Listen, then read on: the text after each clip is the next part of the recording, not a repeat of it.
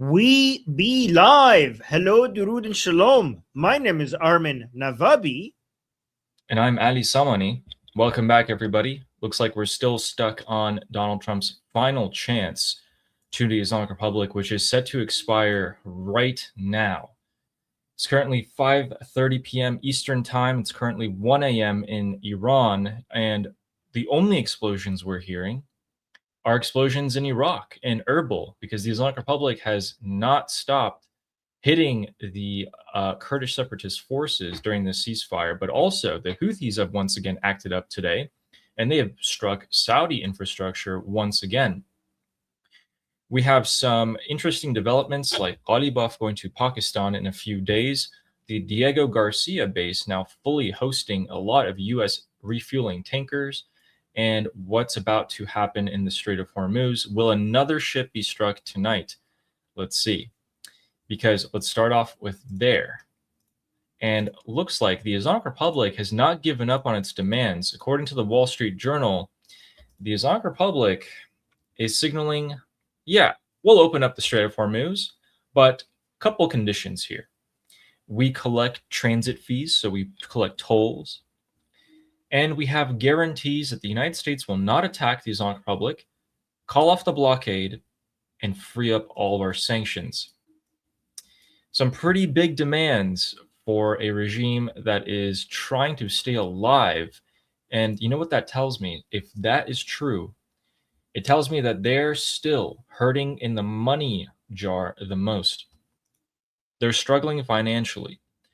And to the point where even if we go down at the coast a little bit from the Strait of Hormuz, we actually saw 9 refueling tankers that are part of the shadow fleet of the Islamic Republic get turned around. These tankers were coming from Pakistan, and they were not allowed to go through. The United States Navy was able to identify them as part of the shadow fleet, and so that's a lot of hurt that's going on. In addition to that hurt, let me just give you another, the trident, the three-pronged attack. Karg Island now has some significant problems. If we take a look at the satellite imagery, we can see that if you are refining oil here, there's some flares, and you're able to see that fire from space. Well, actually, not anymore. Karg Island is now functionally unoperable, either inoperable or they shut off the oil wells in the refinement, because we actually don't see any fires or flares coming from the island anymore. What we do see, however, is oil tankers that are still parked off the coast here. If you zoom in, you can actually not see them. They actually zone that out, but they're sitting right here, about 20 to 30 of them, waiting to load up on oil, which may not come now. Now, I don't know if this was a result of sabotage or whatever, but that is going to be pretty important, and you're going to start hearing, if that continues to remain shut, you're going to hear Karg Island a lot more in the news in the following days. The regime is on its last lifeline financially, and that is why, getting to the hurtful part here, as we mentioned a couple days ago, they're selling off their rights to the Caspian Sea and giving it to Russia. Reading the actual proposal was terrible. It's a lot worse than I initially thought. Azerbaijan is actually fully complicit in this, and they want to take away the rights of the Islamic Republic in the coast. I understand every country has their own desires, but this is something that no matter who takes from Iran, the people of Iran will demand it back in the future. Doesn't matter if it's Azerbaijan, doesn't matter if it's a decaying regime in Russia. We will get it back one way or another. Before we get into the gas leaks and the other such attacks by the Houthis and etc., even Syria is now mobilizing troops to go along the Iraqi border. Before that, I wanted to talk to you guys about Saudi Arabia. Armin, in my opinion, I've been talking about this for a while. I thought Saudi Arabia was the reason. It's not the Islamic Republic that Donald Trump is trying to make a deal with. I think he's actually understood for a while now, can't make a deal with the Islamic Republic. He's trying to make a deal with Saudi Arabia. And Saudi Arabia is dragging their feet as hard as possibly can be. They're not joining the Abraham Accords. What's even worse is they expect American troops to go and fight for them. Let me pull up my notes here. I have a lot to say about Saudi Arabia, ladies and gentlemen. This is the reason why Iranians are dying. A big, big reason. So you all may be wondering why it's taking so long. Why are we having so many delays? We actually had 8 times called off the strikes. The United States has the capacity and has the ability to destroy the Islamic Republic whenever it wants. And the reason to me, even though it's been speculation for me the past few weeks, is actually very, very clear now. I came to the conclusion last night, driving back from the gym, that it's actually Saudi Arabia that's the problem. The United States, I've been saying this, is using the Islamic Republic as a boogeyman to put more pressure on the Persian Gulf Arab countries and exact more from them because they're refusing to get off their own butt. And every time he threatens the Islamic Republic, Donald Trump, every time he threatens the Islamic Republic with a threat of striking with these all-out strikes, the all-out strikes, it's one simple message to the Arabs. If we strike Iran's infrastructure, the Islamic Republic is going to take it as an existential threat, which means they're going to empty out all their missiles and ballistic rockets and everything all at once at everyone around them. So the Arabs are going to have their infrastructure destroyed and they're going to take some massive hits. That's what a big strike means to the Arabs. The Islamic Republic has nothing to lose. As soon as it believes it's an existential threat, they will launch everything they have. And that is the reason why you have Qatar and Saudi Arabia and even Pakistan, because they have a defense pact with Saudi Arabia, call Donald Trump every time right before the strikes and say, please, Donald, please, we'll give you something else that you want. Just don't strike. That's the pattern that we're seeing here. So until we see Saudi Arabia join the Abraham Accords, put some skin in the game in the form of troops, that's it. We're going to be in this cycle for a long time, in my opinion. Yesterday was also the first time I actually believed the Islamic Republic on one thing. They said, we're not talking to Donald Trump. I actually believe that. I don't think Donald Trump was saying that we're going to give them a last chance and he was talking to the Islamic Republic. He's talking to Saudi Arabia at this point. Here's what's happening. The concessions that he wants from the Persian Gulf Arab countries isn't anything crazy. So before you had, okay, Saudi Arabia just came and invested $1 trillion in the US economy for the next 10 years. Great. But it's not worth for us to send our troops in 120-degree weather to go and fight for you and destroy a threat that's existential to you, Saudi Arabia. We're not going to use US lives to get rid of your problem without you helping us. You want to sell oil in the US dollar, the petrodollar, that's great. It's just not enough anymore. You're going to have to use your own military. You're going to have to use your own money. You're going to have to help us with this. And as long as you're not able to do that, the Houthis, the Iraqi militias, even the Islamic Republic may keep on striking your infrastructure just like the Houthis did today. Another thing before I get your thoughts on that, Armin, the Iranian people don't care if the missile cities are destroyed or if the drone factories and these whatever are destroyed. They care if you hit the armories, the police stations, the armored vehicles, those things. So this is the United States using the Islamic Republic as a boogeyman to push Saudi Arabia to get up off of their butt. And the longer this drags on, the more Iranian lives are going to be extinguished from the Islamic Republic in the form of executions, air pollution, everything that the Islamic Republic has done will continue until the Arabs stop being lazy, until their governments stop being incompetent. The Arab countries' governments, not the Arabs. Yeah, their governments. Not the Arabs as a whole. Okay, yes. No. Because they're, yeah. Just want to make sure the Arabs who are on our side, we see you. Love you guys. Yeah. So just want to be careful. Yeah, this is a government thing. Yeah. Yes, the government. All right. So the thing is, Ali, with regards to what you're saying, they're pushing the Arab countries into an Abrahamic Accord. If that's the plan, that is a longer term plan. President Trump Mhm. needs something big before the midterms, and right now it doesn't look good for, the impression in the United States is that President Trump, I'm not saying this is the accurate interpretation of what's happening, but the impression in the United States by many Americans is that this has been a failure, that President Trump tried to do something and he's now stuck in it and he can't get out of it.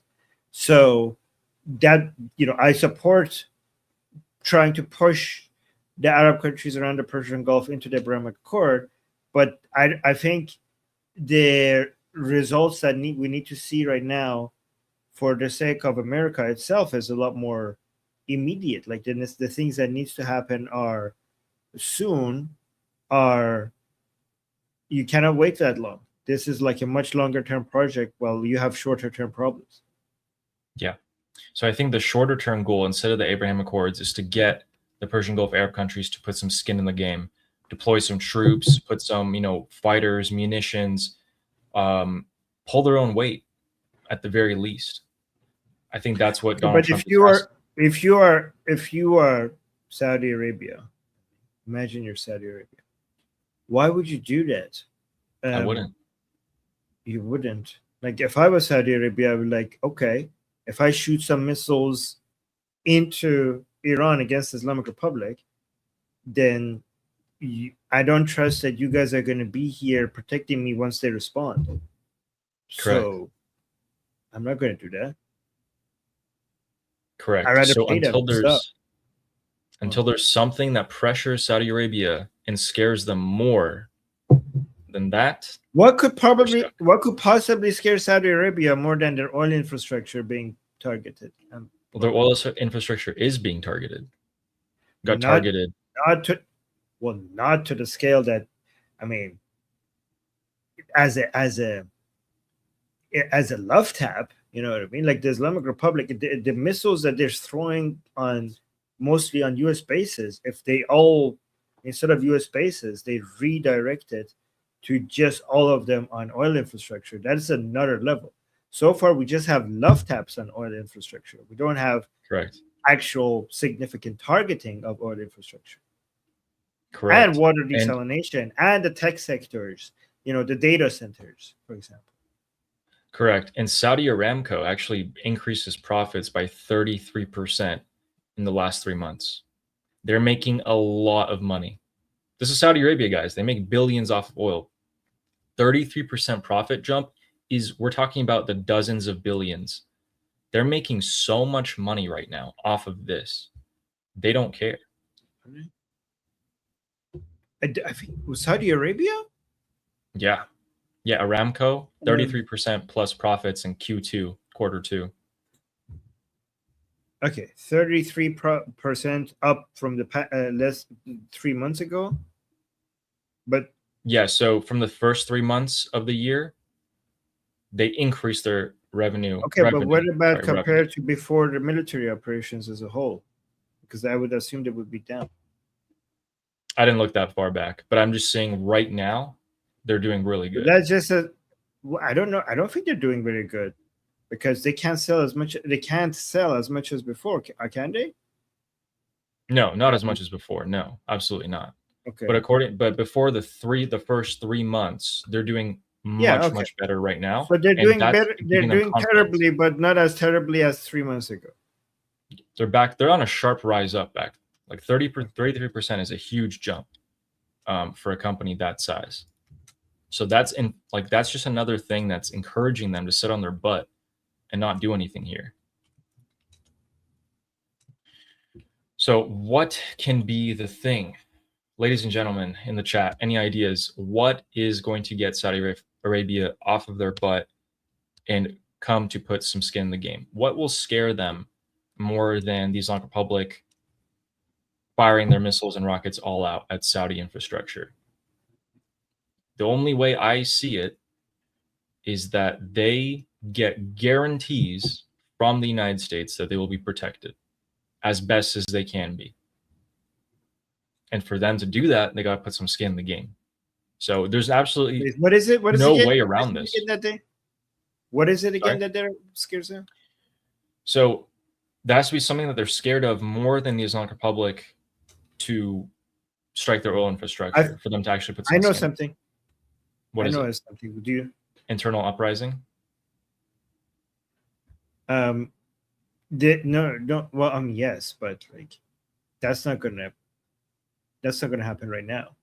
Okay, but what if I was advising them is like the scarier thing compared to what's happening right now is that if you put a pause to this and everything stops and the Islamic Republic builds a nuclear weapon, builds biological weapons, gets 30,000 ballistic weapons, and then we do this then.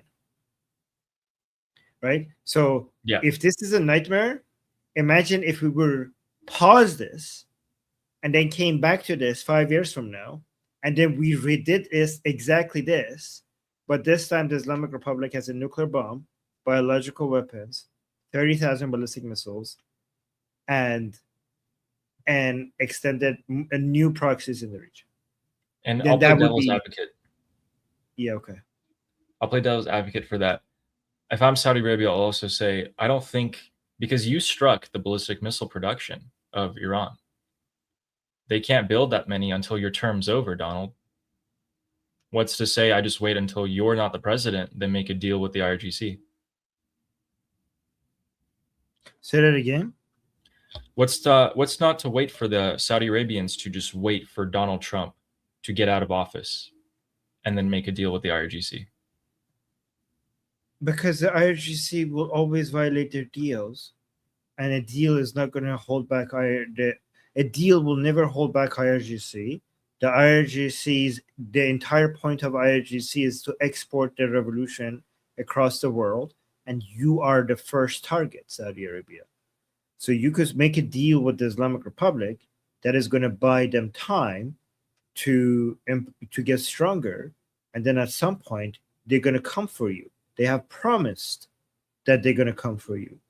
They have promised that they're going to change your green flag to write Haydar Karrar right on top of it. They sing about that. So go ahead and make it. If you make a deal with them, you're basically giving them money to build an army which they would use at some point to invade you with. Yeah. By the way, I completely agree. Here's a bigger nightmare for Saudi Arabia than their oil infrastructure: a complete invasion of your land by the Islamic Republic. So, for the record, I completely agree with Armin here. I'm going to play devil's advocate again, though. I'm going to say, well, actually, I managed for decades to go the diplomatic route with the Islamic Republic. It didn't turn out too bad. So I think we can go back to that. Because remember, it's not like, maybe I should stop saying this, but the Saudi leadership may not have as much backbone, may not have as much ingenuity and all of that. So I feel like from a bureaucratic angle, they would want to go back to saying, we managed with these IRGC for decades, so let's try to go back to that. Let's wait until Donald's gone. Let's go back to it. Yeah, good luck with that. Good luck with that. That's a realistic option that they may take, though. Yeah, they might, but that's very short-sighted. The Islamic Republic will not stop at anything until they take over your land. Correct.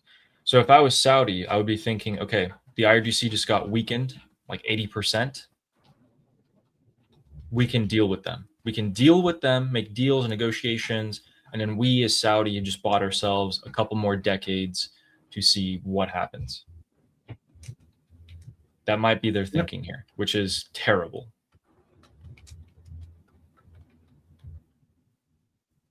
Yep, that might happen. But again, remember, Israel, like we have these things called the Iranian people and the Israeli people, and they're not going to sit back and just let this happen, right? Correct. I lost the super chat race. No, you didn't. I'm still at 9. Oh, you didn't? I need one more. I need one more for you to lose. There's one more super chat, and I'll make Ali say something very uncomfortable. No, don't do it. Don't do it. Guys, don't do it. I'm almost there, by the way. I'm almost there. Yes. Yes. One more super chat, Um, and I'll say make Ali say oh, something. you can't do this to me.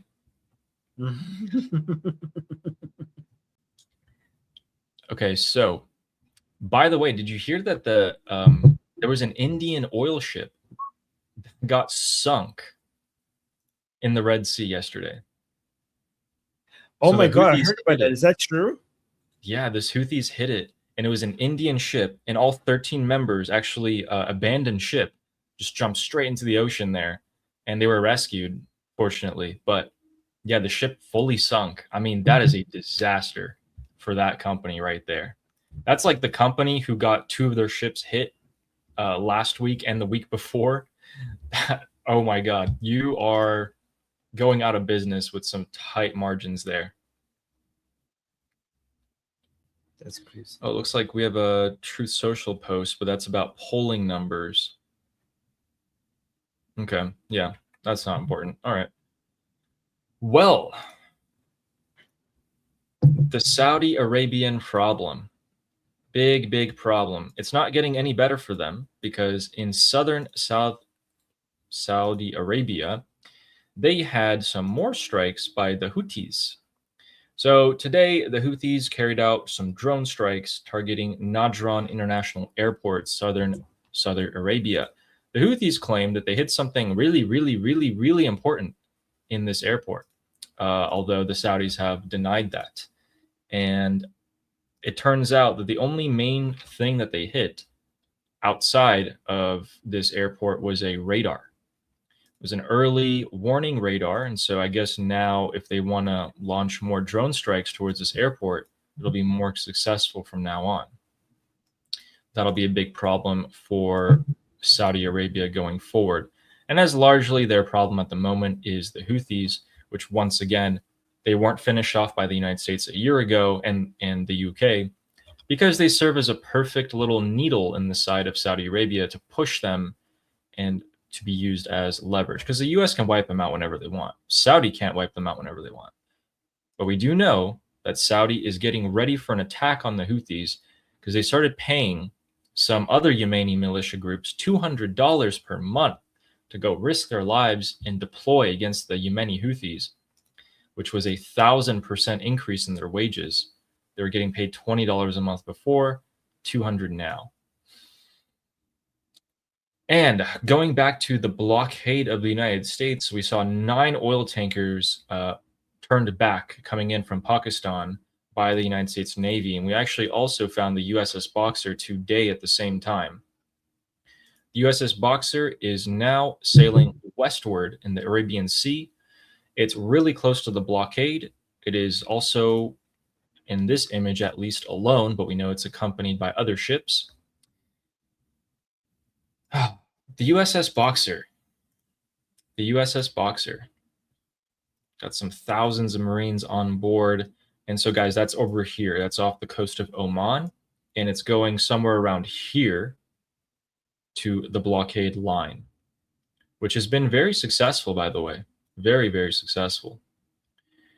In other news, we can see that the United States has not stopped its incoming flights of Patriot missile systems, even bringing them all the way from South Korea, right under the nose of China, all the way to the Middle East. So what they actually have to do here is they take off from South Korea.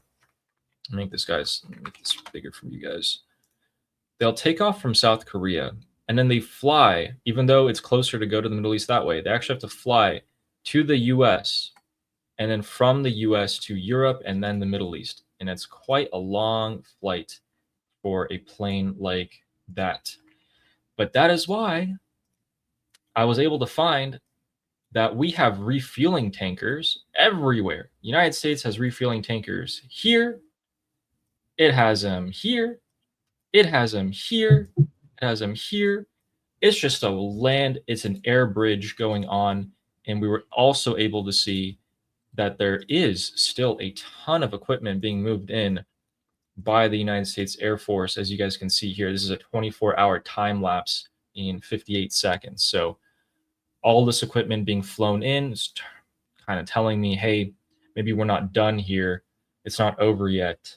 And Donald Trump will at some point make good on his threat.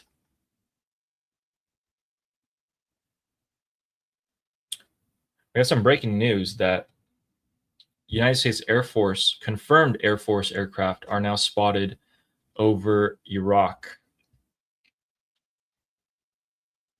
It may be regular patrols, or it could be a sort of mission there, maybe to target even some proxies. We don't actually know. One other interesting development that happened was in Syria. Syria decided to suddenly start mobilizing a ton of troops without telling anyone. Syrian officials did not provide any detail, but they recalled all their troops that were on leave and reserves, and they officially called them up. They posted them up on the Syrian-Iraqi border, and largely people believe that these troops are going to go after Iraqi militias, or at least be ready for an Iraqi militia attack. Although I don't know why they would attack Syria. I'll be honest with you. I thought the Iraqi terrorists have enough problems on their hands at the moment.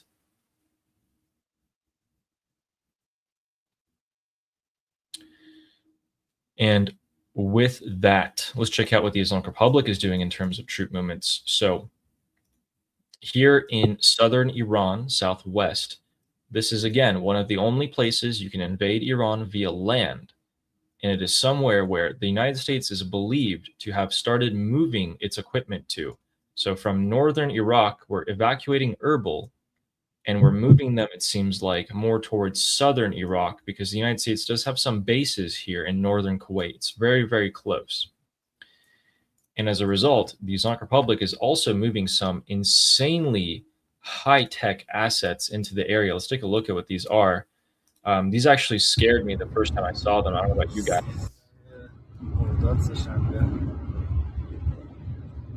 I mean, look at that. Those are some, wow. Let's just take a look again.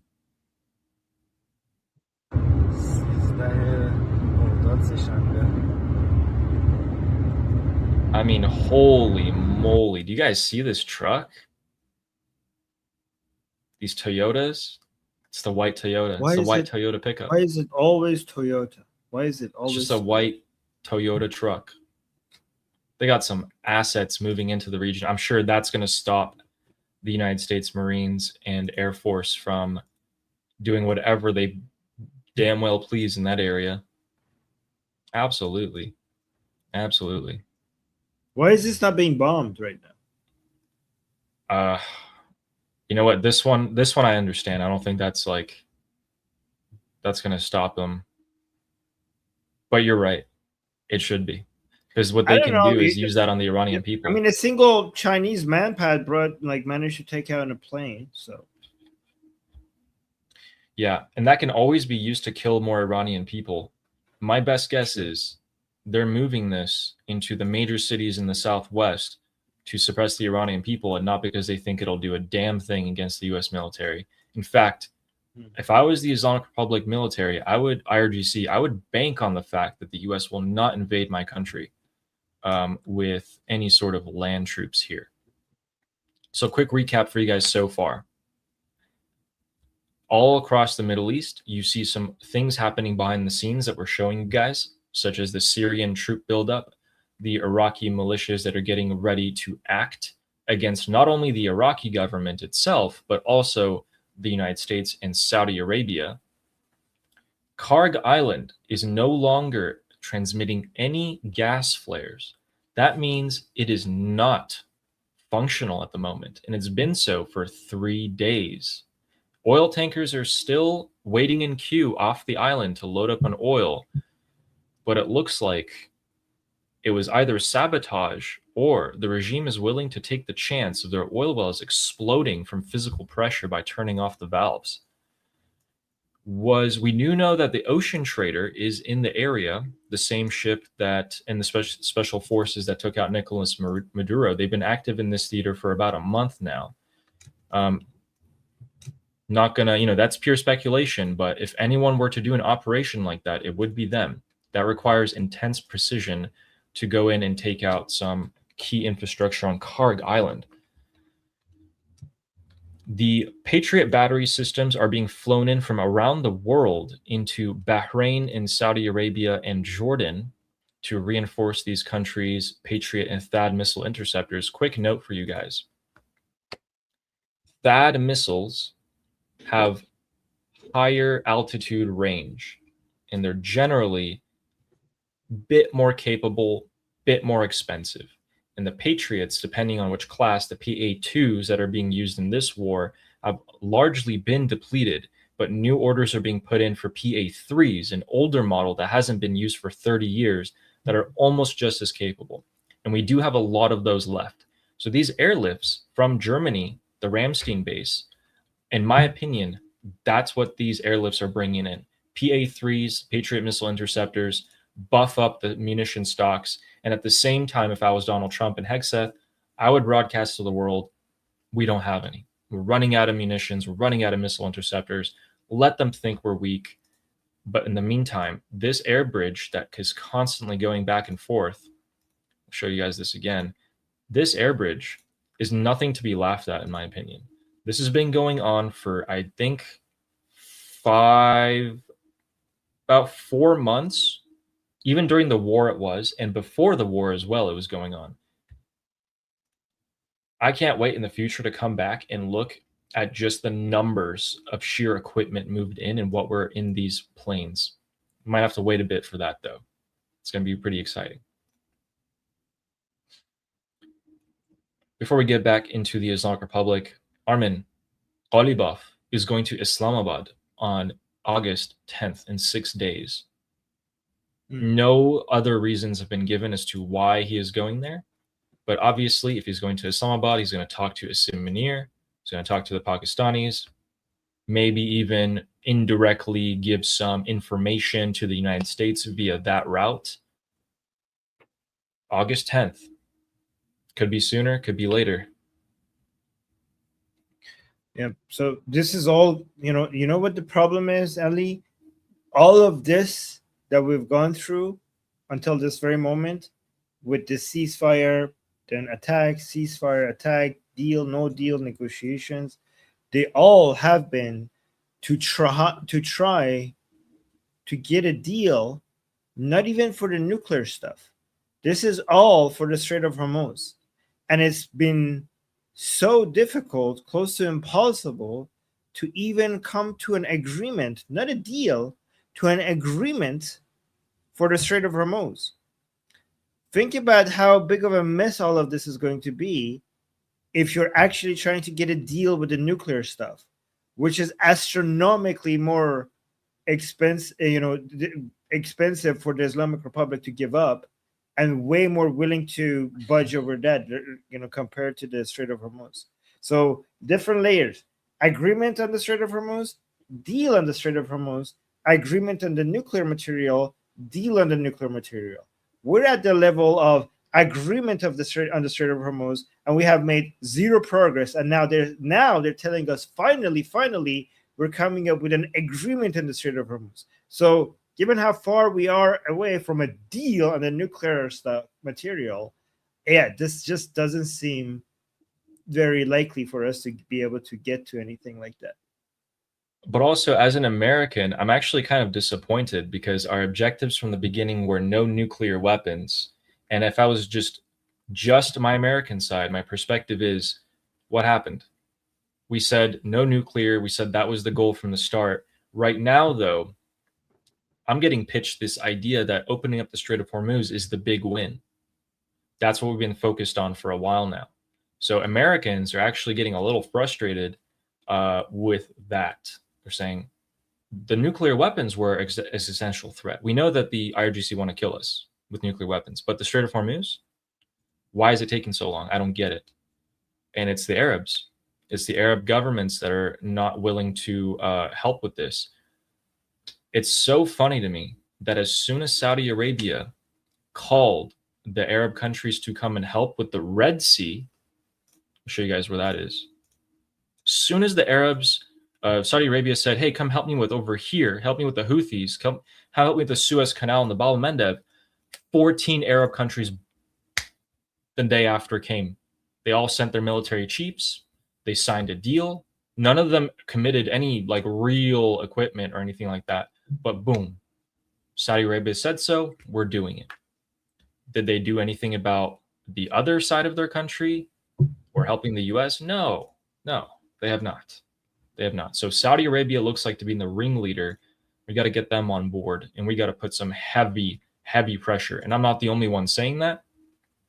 Although I've been saying it for a while. General Jack Keane came out and said this over the last couple of days. Mark Levin had an entire show about this. A lot of people are coming out and calling out Saudi Arabia. But why? Okay, here's the thing. Why are we begging Saudi Arabia to get involved when we're holding Israel back?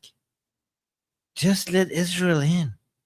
Just let Israel in, right? Like Saudi Arabia, a thousand Saudi Arabia would not be able to do a fraction of one Israel. They're like, oh, let's get the UAE involved. Yeah, let's get Saudi Arabia involved. How about we just go to the people who know what they're doing and unleash the Jews upon the Islamic Republic? How about we do that? I'm all for it, unleashing the Jews. I think there might be something that we don't know. And that thing could be that Israel actually does have its hands full at the moment. No, Israel wants in. I understand that. Trust me, I know. And I want them to be involved so bad. But I think there's two things. There's either two possibilities here that they wouldn't be involved. One, their reputation in the area is trash. Everyone hates them. All the Persian Gulf Arab countries, except for Bahrain and the United Arab Emirates, they hate them. They can't make deals with them. They won't make peace with them. The other one is that Israel does have its hands full, and it actually is not as ready as it says it is. So these are the two possibilities, both of which are very low likelihood of being the reason. So Israel can fight on multiple fronts, and what they're doing in Lebanon and Gaza is not the same equipment and people that is required when it comes to attacking the Islamic Republic. Completely different thing. So it's not going to hold them back. Two, most of these Arab countries, the leaders of Arab countries, they don't hate Israel. They secretly love Israel. They just can't admit it because of their population. It's their population that a lot of the people in their population that hates Israel. So they have to be secretive. They have to hold back when it comes to expressing their love for Israel. When Israel is killing Hamas, these Arab countries, they're rooting for Israel. When Israel is killing Hezbollah, these Arab countries, the leaders of these countries, Arab countries, they're rooting for Israel. When Israel is killing IRGC, the leaders of these Arab countries, they're rooting for Israel. They love Israel. They wouldn't admit it, but they love Israel because Israel is killing their enemies. You're right, and they can't say it. So these two reasons are the reasons that I found in the opposition to Israel. When I went, listened to their analysts, saw their posts and everything, read the articles, that's what they're saying.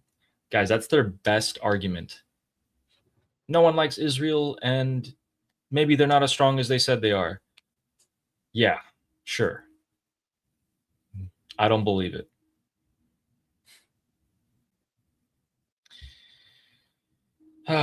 Saudi Arabia, that's what I'm angry at. That's what I'm angry at. Every time I see Iranian people get executed, that's what I'm angry at. Is that I understand that the United States can finish this off whenever they want. And I also understand the United States has its own priorities. This is their priority, to fix up the Middle East, change it up. And it looks like we got some roadblocks in the way, ladies and gentlemen. Armin, what do you have for us? Well, I just wanted to show you this, and this was pointed out to me by Raham in our group discussion. And this last Truth Social post by President Trump, this part of it, look at this. This is language, again, that I don't like. It's saying, nothing gets through to Iran. So this was posted by President Trump on Truth Social, saying nothing gets through to Iran unless we want it to, and nothing will go through unless a deal or total surrender is accomplished. So look at this: a deal or total surrender. This kind of suggests that the deal is not total surrender. So you know how the argument was that we have regime change or total surrender, like we either topple the regime or they totally surrender. There is no deal. There is no peace deal. The only deal on the table is a total surrender deal. But in this language, again, I know, guys, 5D chess, psychological games, all that stuff. But I'm just saying, I know maybe that's true, maybe that's not true. Right now I'm just judging it based on what I'm seeing. President Trump, in his language here, he's separating a deal from total surrender. Yeah, because that is total. We only want total surrender. There is no successful deal you can make with a regime that has only lied and cheated their way out of every deal so far for 47 years. There's no way. Donald Trump, guys, I also understand the people say, oh, no, I mean, a deal is not possible. The terms of the deal will cause the regime to fall anyways. Yeah, okay. I'm not talking about, I'm just talking about the language of separating a deal from a total surrender. I just don't like that language. That's all I'm saying. Yeah, I don't like it either. Looks like another aircraft is rising from South Korea and Japan, both believing to carry THAAD and Patriot air defense batteries and missiles. Interesting. We are moving quite a lot of our missile interceptors away from China and into the Middle East. What that does suggest, though, is two things. One, we were low. That was real. And two, we're getting ready for something big. We're getting ready for the IRGC to launch everything they have. And we're going to use that threat to sell our services of missile interception to the Arabs. If you guys missed our stream yesterday, we did tell you that this year alone, the United States has made $100 billion from selling crude oil and petroleum products. That share that the United States has vacuumed up from the Persian Gulf Arab countries, because they haven't been able to export as much, is only going to increase. Winter is coming. I know, winter is coming. And winter is coming soon for Europe. Europe does not have their liquid natural gas reserves filled up. They're pretty empty. And they are going to start buying from America. But so are the Asian countries. So it's going to be a bidding war to see who can buy U.S. oil and gas at the highest price. My opinion is probably going to be Europe, because Russia cannot supply them anymore. Ukraine's taking care of that issue. They can't even supply Syria anymore, which is why Syria is tying oil deals to Iraq. And Iraq can't sell its oil right now. It's actually the country that's more hurt from all of this. So people are finding ways to get around this conflict. What is that called? What is that economic system called, Armin? The mafia? When people adapt and compete. Oh, capitalism. I thought you were talking about this. Capitalism. Yeah. It's called capitalism. And that's what we do out here. Yes. I thought you were talking about the Islamic Republic holding people hostage or something. Oh, yeah, that's just straight up mafia behavior. I mean, this is mafia behavior right here, ladies and gentlemen. Every day, the CENTCOM is releasing a post saying the Strait of Hormuz is open. Contrary to IRGC claims, it's open. It's open for business. Guys, trust us, it's open. And the IRGC, actually is really unsafe. And if you want to pass through it, you got to pay us a toll. That's mafia behavior. It's like showing up to the street guy, to the street shop, and being like, yo, old man, you got to pay up for protection. The guy's like, what do you mean? What are you talking about? I've never had any problems with danger. And he's like, oh, yeah? I'm going to bust up your window and you're going to see if you need protection now. It's exactly what's happening. Exactly. Let's take a look at how the regime is crumbling and trying to internally... Come here. Come here. No. Ugh. Hello. Zuko. Hi. Hey. Say hi. Hey. You can go. So I think he's saying, "Let me go, you fool." he does, but then he'll come straight back and start like begging for attention again. He's like the type that's like, no, don't give me attention. Don't give me attention.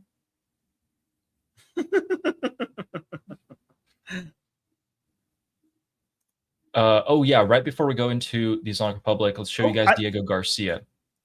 Oh, yeah? My dogs are here today. Maybe I should bring them. Oh, they are? Yes. Yeah. Guys, did you know that Diego Garcia was all the way out here? Anyone know that? Look how far away it is from everything. It's actually, I think the closest thing, actually, no, it's probably India or Sri Lanka, but dang, that is far. And I actually found, I was looking around here because I was like, this is a beautiful area. If anyone wants to vacation close to Diego Garcia, there's a beautiful little island that I found here called Eagle Island. And Eagle Island looks straight up like Madagascar, the movie, like when they wash up on the beach. I mean, look at this. Look at these beautiful beaches, the coastline. You might find some tribes that, may not have seen the rest of humanity for a few thousand years, but I actually want to go there. I think it'd be really cool. But anyway, Diego Garcia is, as a surprise to actually most people, including me, did a 180. The United Kingdom has let the United States use this base for pretty much whatever they want at this point. And you have multiple refueling tankers and C-5Ms that are meant to bring supplies and munitions arrive here in the last week. Very interesting. So a lot of these flights that are going to Japan and Korea and etc. are actually stopping at Diego Garcia before then going into the rest of CENTCOM. And they have a nice little airstrip here. It'd be a cool little place to get stationed. Not bad. I heard Kuwait was like very, very good for US troops to get stationed at. A very nice place, but maybe not so much anymore. So, did I get everything for the Middle East for you guys? I did. All right. Got a couple things. I mean, we have more gas leaks. We have some pretty big gas leaks. So, in Shamsabad, we have a big fire. A very big fire. A massive fire, actually. Someone went and set fire to a IRGC warehouse. Don't know what was in it. But hey, if that doesn't scream immortal guard to you or to me, I don't know what will. Or Mossad. Yeah, or Mossad. True. Maybe, or maybe they're actually... Or maybe they're that's what I was going to say. You can technically be both at the same time. Yes. So here maybe it Mossad is. Maybe Mossad is supporting the immortal guard. Yeah. I mean, this is a quite large fire here. So that's one of the big things that's happened today. And we see gas leaks all the time at this point. Guys, by gas leaks, we mean sabotage. And we see some regime supporters. Guys, everyone knows that the US and AI, they're just not that good. US in the AI race, it's clearly losing, except it's not losing to China. It's actually losing to the Islamic Republic, according to these penguins. Let's take a listen. ایرانی بهتره آمریکایی هر چیز ایرانیش بهتره اصلا مگه آمریکایی‌ها سواد دارن که هوش مصنوعی درست کنن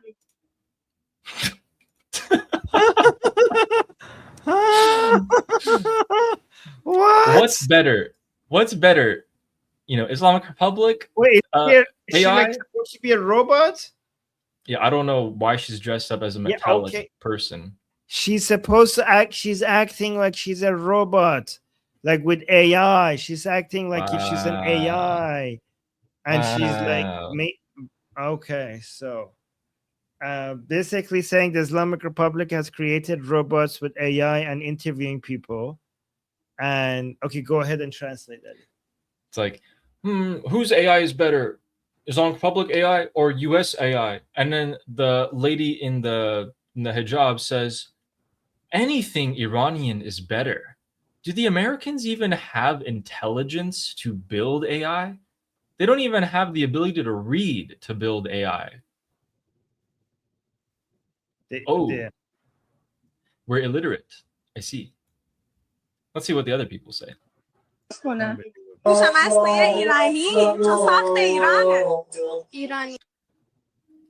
Iranian AI, because it's built in Iran. By the way, these guys are all Islamic Republic supporters, if you couldn't tell by just looking at them. It gets better, though. If the Islamic Republic AI is still better, then why do you have a human acting like she's AI? What the hell is this?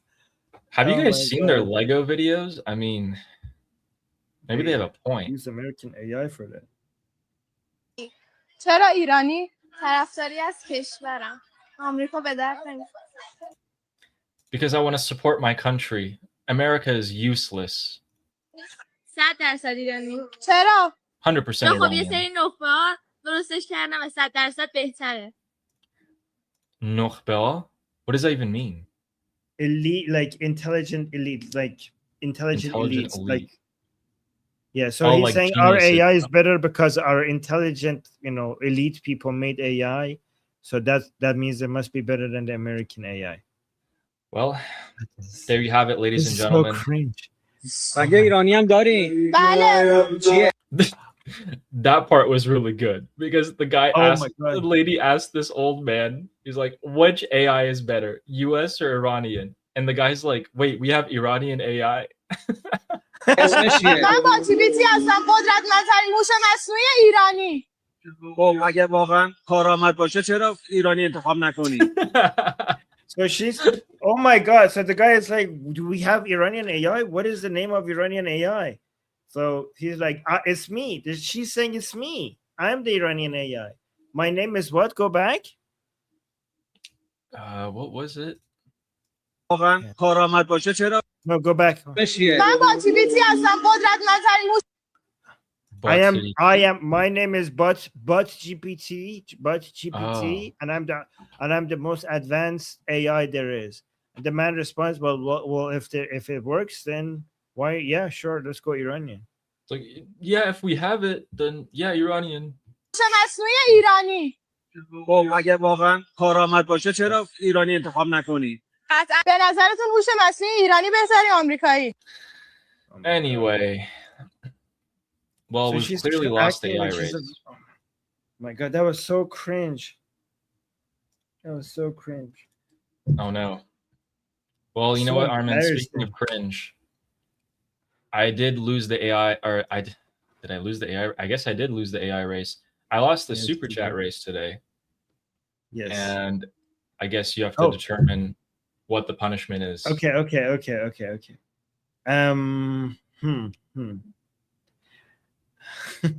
Okay, say this. Say, my name is Ayatollah Ali Samani. Allahu Akbar. Hater. Okay? So it goes like this. Oh. My name is Ayatollah Ali Samani. Oh. Allahu Akbar. Hater. There we go. There we go. That's good. Oh man. Okay. Thank you to everybody that helped us.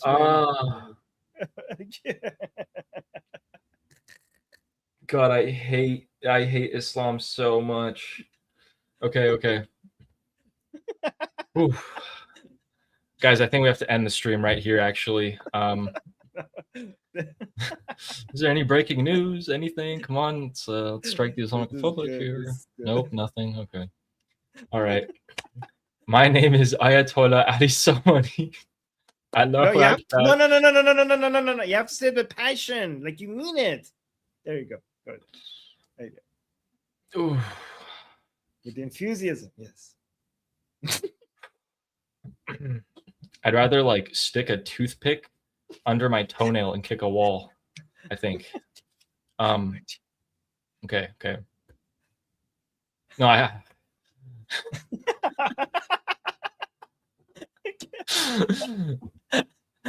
Okay. All right. My name is Ayatollah Ali Samani. Allahu Akbar. Hey dad. Okay, I'm done. That's as close as you're gonna get. Yes. There we go. That's pretty Good bad. job. All right, there we go. Anyway, Okay. speaking of hey dad, if you guys want to see what the last Shah of Iran had to say about the Haydar people, the Durkas, the Ayatollahs, after he left Iran, he had this interview. And in this interview, he says one of his most famous lines ever at the end of this video. There it is, his famous line, "Let's establish a dialogue with them. This is something I don't understand." Tolerance. He's talking about the Islamists. And he's saying that even the most liberal circles in the world, the great governments, or so they self-claim, they want to talk with these Islamists, and I don't understand that. The Shah understands this. He understands who these people are, and he's basically implying that not everyone has the same understanding that he does of the Islamists, and it turns out to be completely true. We see Europe at this point completely overrun with Islamists. We have leaders of the Arab governments coming out and saying, I guarantee you there will be a time where more radical and terrorist Islamists come out of Europe than they will out of the Middle East. And we can largely see that our dear Shah was incredibly ahead of his time. Yours.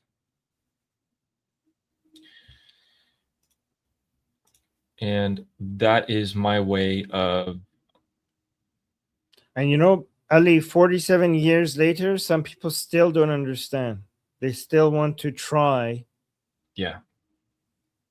finding a way to make it work with these people. 47 years later, we have the mayor of New York City be a radical Shia Islamist. Interesting. So let's get back to here. All right. So here's where we stand. Scott Bessent came out today on TV, came out on Fox, said, Marco Rubio also came out in a press statement. They both said the same thing today. They both said we're very close to reaching a deal. Progress has been made through the Omanis, and that deal may come today or tomorrow. When I heard the tomorrow bit, I was like, okay, this is going to take a bit. And now I know why it's going to take a bit. It's Saudi. The rest of the Persian Gulf Arab countries, that is what we're waiting on. And you know what? If we understand that, the Islamic Republic also understand that. So that's why they're so confident, is because, one, they are thinking that Trump will chicken out. They don't think Trump will actually go through with a massive attack, and at least not a ground invasion where they will be overthrown. The second one is, as long as the Islamic Republic threatens to hit the infrastructure of the region, the Arabs are scared. That is why the IRGC is confident. So that's the equation. Islamic Republic threatens region infrastructure, Arabs get scared. Arabs beg Donald Trump to not attack. That's the equation here. Going back in circles. Somebody needs to break it. Even striking ships does not break it. We know that. They struck another one last night. Nothing happened. 24 hours now. You know what would break it? What? An armed uprising of the Iranian people under the leadership of Prince Reza Pahlavi. Correct. Arm the Iranian people. Arm the Iranian people. Officially recognize Prince Reza Pahlavi's leadership of the revolution and his government in exile. I think Washington needs to do that. The White House needs to do that right now. I think I'm done with the excuses that no, Armin, it's the Iranian people who choose Prince Reza Pahlavi. The Iranian people have already chosen Prince Reza Pahlavi. The White House recognizing Prince Reza Pahlavi does not mean that they have chosen him. It means that they have recognized the decision of the Iranian people. The idea that President Trump shouldn't recognize Prince Reza Pahlavi, I don't buy that anymore. Like, oh, it means that he picked that. No, he's not picking it. He's recognizing the choice of the Iranian people. This is the solution to all their problems. This is the solution to all your problems. Recognize Prince Reza Pahlavi's leadership of the Lion and Sun Revolution. Collaborate with him and his team to arm the Iranian people. This is the solution. Get the oil tankers that are filled with oil from the Persian Gulf. Give it to Prince Reza Pahlavi's team to sell it on behalf of the Iranian people, to pay Americans for air support as the Iranian people rise up against the regime. Yes. And also pay the rest of it for supporting the army, for paying this army, for paying for their food and their stay, and for Ukrainian drones and Ukrainian training. We can pay for it. Bring him to the White House. Bring Prince Reza Pahlavi to the White House. Go to the Oval Office, shake his hand, take a picture, and officially recognize Prince Reza Pahlavi. This is the cheapest thing to do, and it would be the most amount of damage you could do to the Islamic Republic. Just one picture with Prince Reza Pahlavi holding his hand, shaking his hand, and officially recognizing him will do more damage right now to the Islamic Republic than anything else, and it doesn't cost the United States a single cent. It might even make them even short-term. Long-term, it will definitely make them trillions of dollars in profit, but even short-term, it might make the United States profit. Yeah. And Armin, looks like I don't even need to go infiltrate the IRGC group chats. Looks like they're coming towards us now.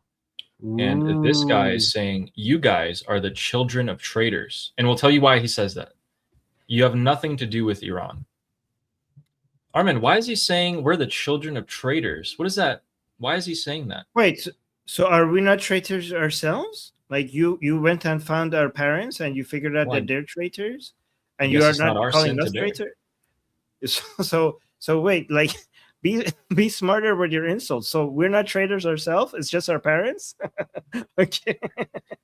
Guys, he's calling us children of traitors because the Islamic Republic preferred to have traitors immigrate out of their country over the past 40 years instead of having to deal with them internally.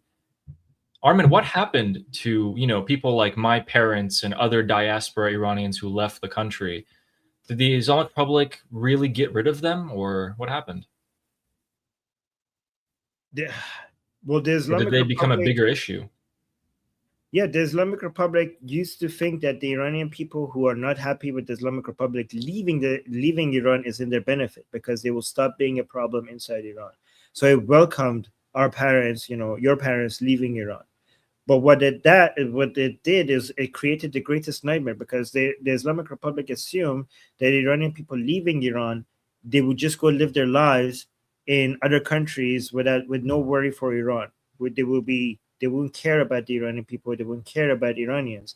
But what they didn't realize is that the Iranian people who left Iran, they took part of Iran with them, in their hearts with them. They never stopped thinking about Iran. They never stopped fighting for Iran. And now the Iranian people outside of Iran are the voice of Iranian people inside of Iran. And the bond and the unity between Iranians inside and outside of Iran is stronger than ever before. We have never been more united. And now, because of this, what the Islamic Republic did, many Iranian people actually do have a voice internationally because their compatriots are out there in the millions speaking for them. Correct. The children of traitors. You know what? To us, the real Iranians, you Islamic Republic supporters are the traitors. In fact, there's nothing Iranian about you. And with that, let us get into the super chats. I'm going to keep an eye on the news here. It looks like U.S. Air Force aircraft are patrolling Iraq, and Saudi Arabian aircraft are now patrolling the skies of Saudi Arabia after they were attacked earlier today. Wait, while you look at that, I'll be right back. 30 seconds. Okay. And that is, the Institute of War. The Institute of the Study of War has given out an account, which is just, okay, we already know that. Guys, remember yesterday? We finally got an indicator of the supreme leader of the Islamic Republic, Mujtaba Khamenei. Apparently, the president was blindfolded. They put a sack over his head. They took the president of the Islamic Republic, shoved him in a car, drove him out into the desert or something, put him in another car, and as soon as he sat into the second car, apparently, behind him was Mujtaba Khamenei, the supreme leader. And so the president of the Islamic Republic, Pezeshkian, couldn't turn his head around, couldn't say anything. He just had to listen. And even then, apparently he wasn't sure if that was the supreme leader. And then they blindfolded him again and took him out. Now, this to me sounds like baloney. Did you hear about that? Pezeshkian going to see Mujtaba Khamenei in the car, blindfolded, all that? Yeah, again? Because I thought this happened No, before. it was yesterday. Yeah. Oh, again. Okay. I think he might be lying. That's a lie. It just sounds so stupid. Yeah, I don't think so. So, with that, do you mind reading our first couple of super chats? I'm going to double check some more pieces of news here. Okay. Erickson is saying, this is the last deadline before the next deadline.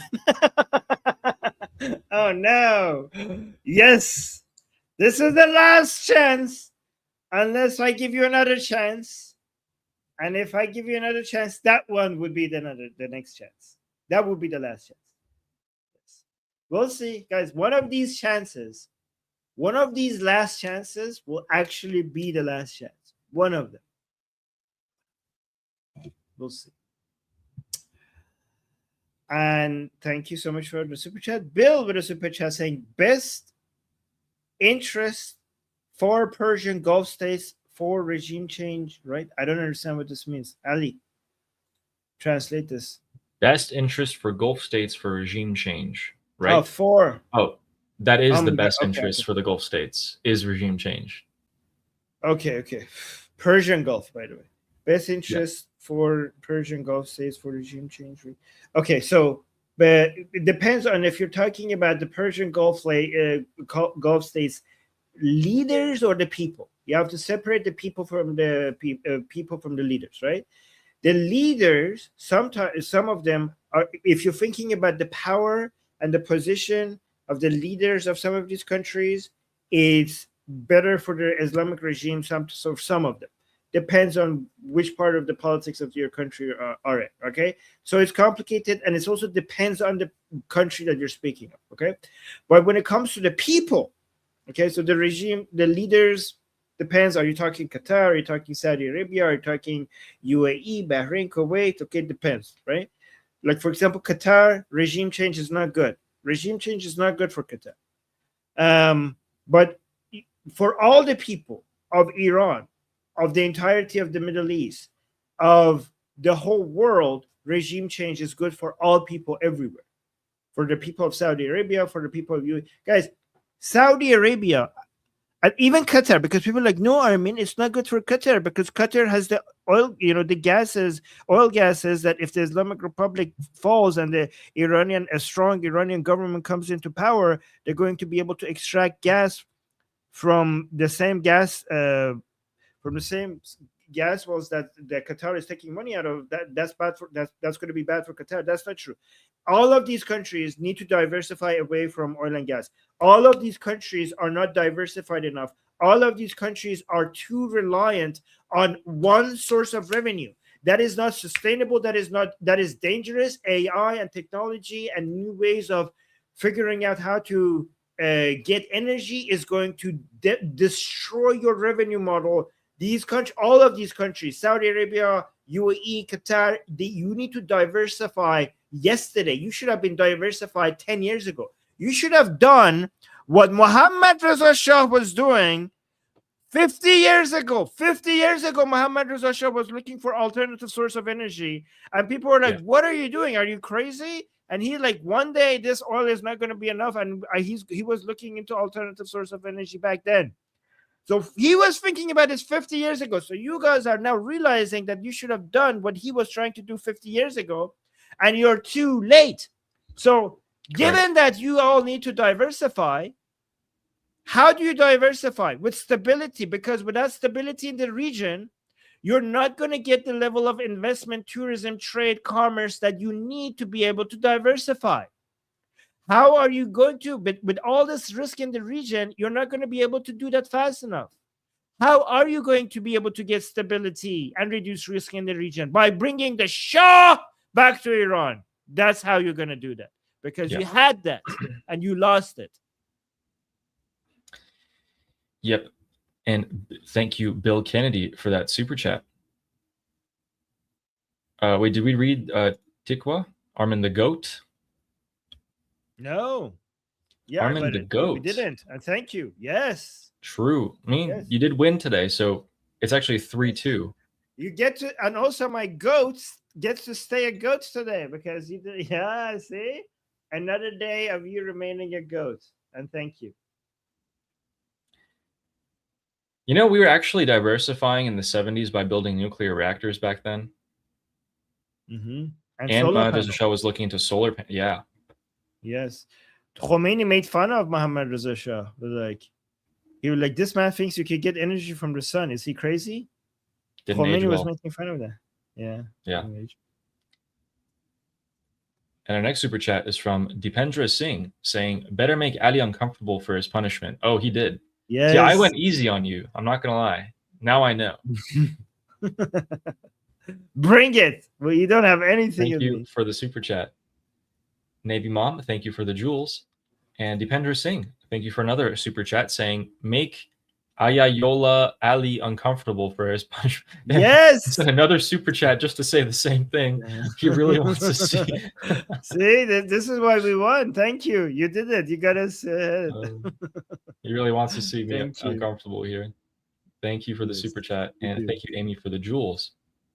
Thank you. Joanne says, every day I wake up, get straight on my phone, hoping it's the day that everything changes and Iran is free.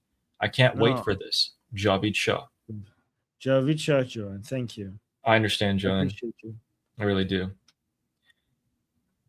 We're getting there, is all I can say.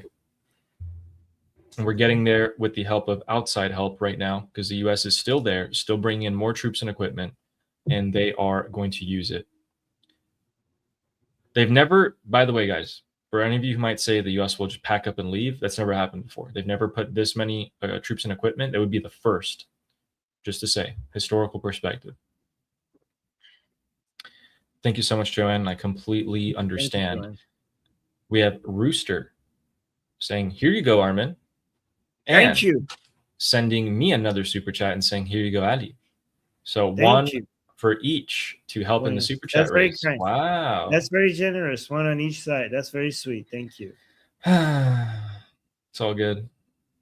What's that? Wow. So greedy. He wants all of it for himself. See, I was grateful. I was grateful for both sides. He's like, no, it should only be for me. Wow. Okay. No. Thank you, Rooster. Appreciate that. Thank you. Yeah, see, this is what I thought about is about Rooster's super chat is when Kara is saying Ali is getting pity chats. Yeah. It's okay, Rooster. I understand. It's okay. Thank you. Hey, see, Rooster, I'm grateful, even though it was both sides. He's not grateful. And Redneck Jeep. By the way, thank you, Rooster, for the super chats. Our next one is from Redneck Jeep. And after this super chat, I'm going to give you guys an update about South Koreans trying to storm a U.S. base. Huh? I'm not even kidding. Yep, I'm not even kidding. What? Redneck Jeep says, what concerns me is that there is a big pothole in the road in front of my house that's swallowing up kids just riding by. This needs to be done before any more money is spent on Iran. See, that's a classic view that every citizen in each country has. Why are we doing anything in any other country before we solve the problems in our own country first? What's your response to that? I think that's very fair. Right, I don't get it. What concerns me is that there's a big ass pothole in the road in front of my house that is swallowing up kids just riding by. This needs to be done before any more money is. I think this is referring to our group call that we just had earlier in our discussion group.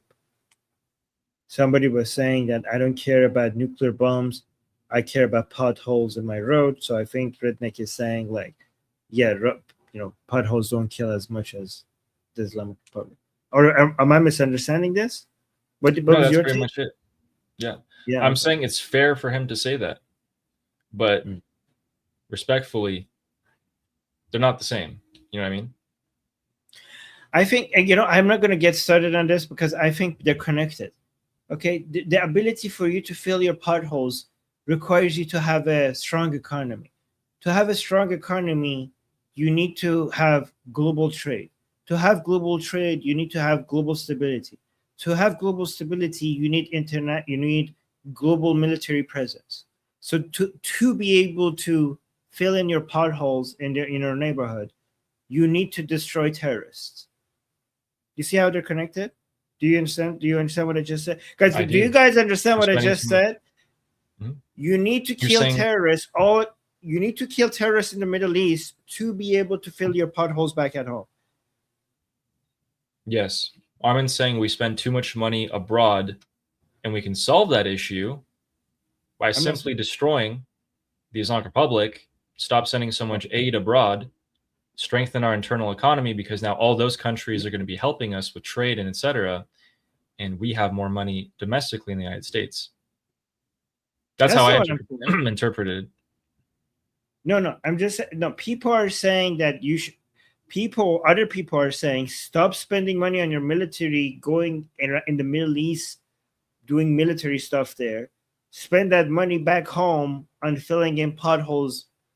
That's what people are saying, right? I'm saying they're connected. Yeah.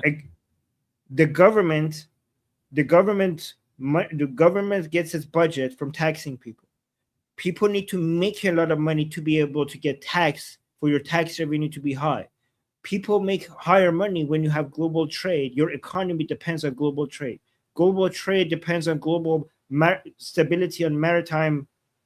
Maritime trade requires stability on global trade routes. Stability on global trade routes require a strong military globally to secure it. A strong military globally to secure it needs to be eliminating threats against the world order. So that's why you need to be in the Middle East so that you could afford to fill in your potholes. Correct. Yes. Okay. Yeah. And thank you, Redneck Jeep, for that super chat.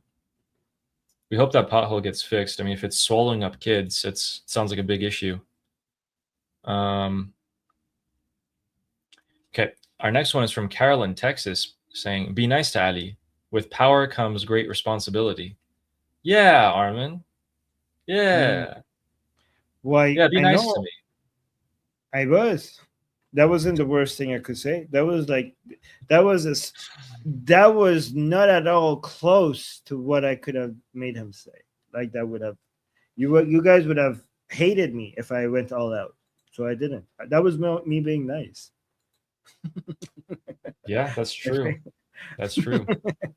I think the entire chat would turn against me if the first thing that came to my mind, if I told you to say the first thing that came into my mind. People were like, okay, screw you, Armin.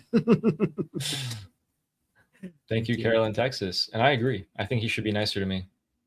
And our next one is from Fizz Endricist saying, for Armin's cow. Yes, for Armin's cow. You know, guys, okay, so let me explain this to you, okay? He disguises as a cow to protect himself from Muslims, okay? Him looking like a cow is his hijab, okay? As a way to not provoke jihadis, okay? That's what he does. He's a goat, but he had plastic surgery to look like a cow, all right? Because Right. yes, it's self-protection. It's a defense mechanism. And thank you, Fizz Endricist, for the super chat. I agree. And as I promised, here are some South Koreans trying to storm a U.S. base while also chanting anti-U.S. slogans.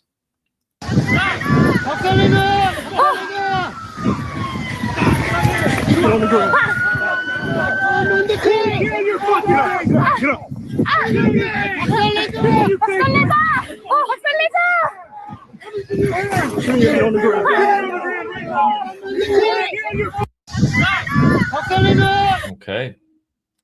Yep. Wait, what is happening here? I'm confused.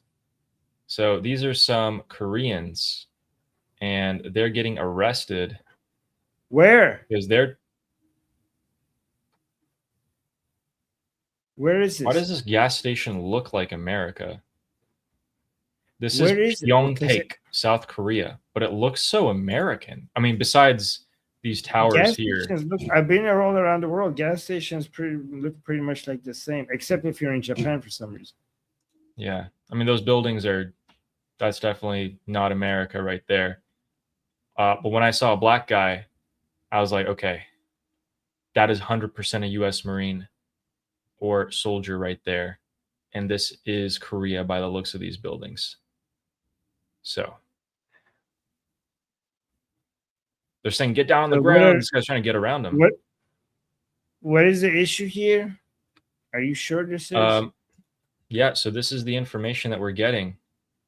Storming the U.S. Army's Osan Air Base in Pyeongtaek, South Korea, chanting anti-U.S. slogans.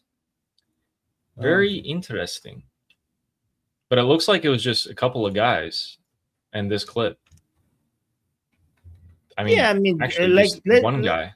Every country has their these are just a few people. I don't know, if in Korea, I'm sure there's always some anti-Americans in every country. Well, Yeah. I guess so. Let me see.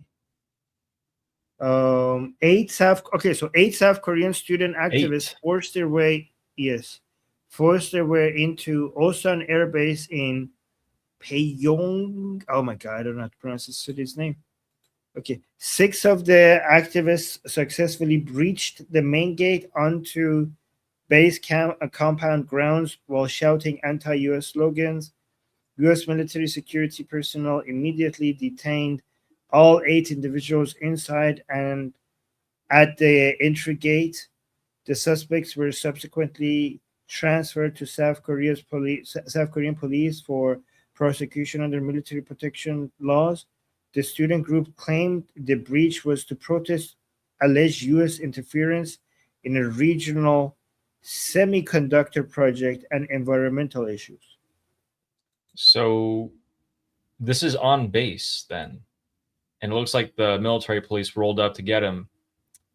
Yeah, that's South embarrassing.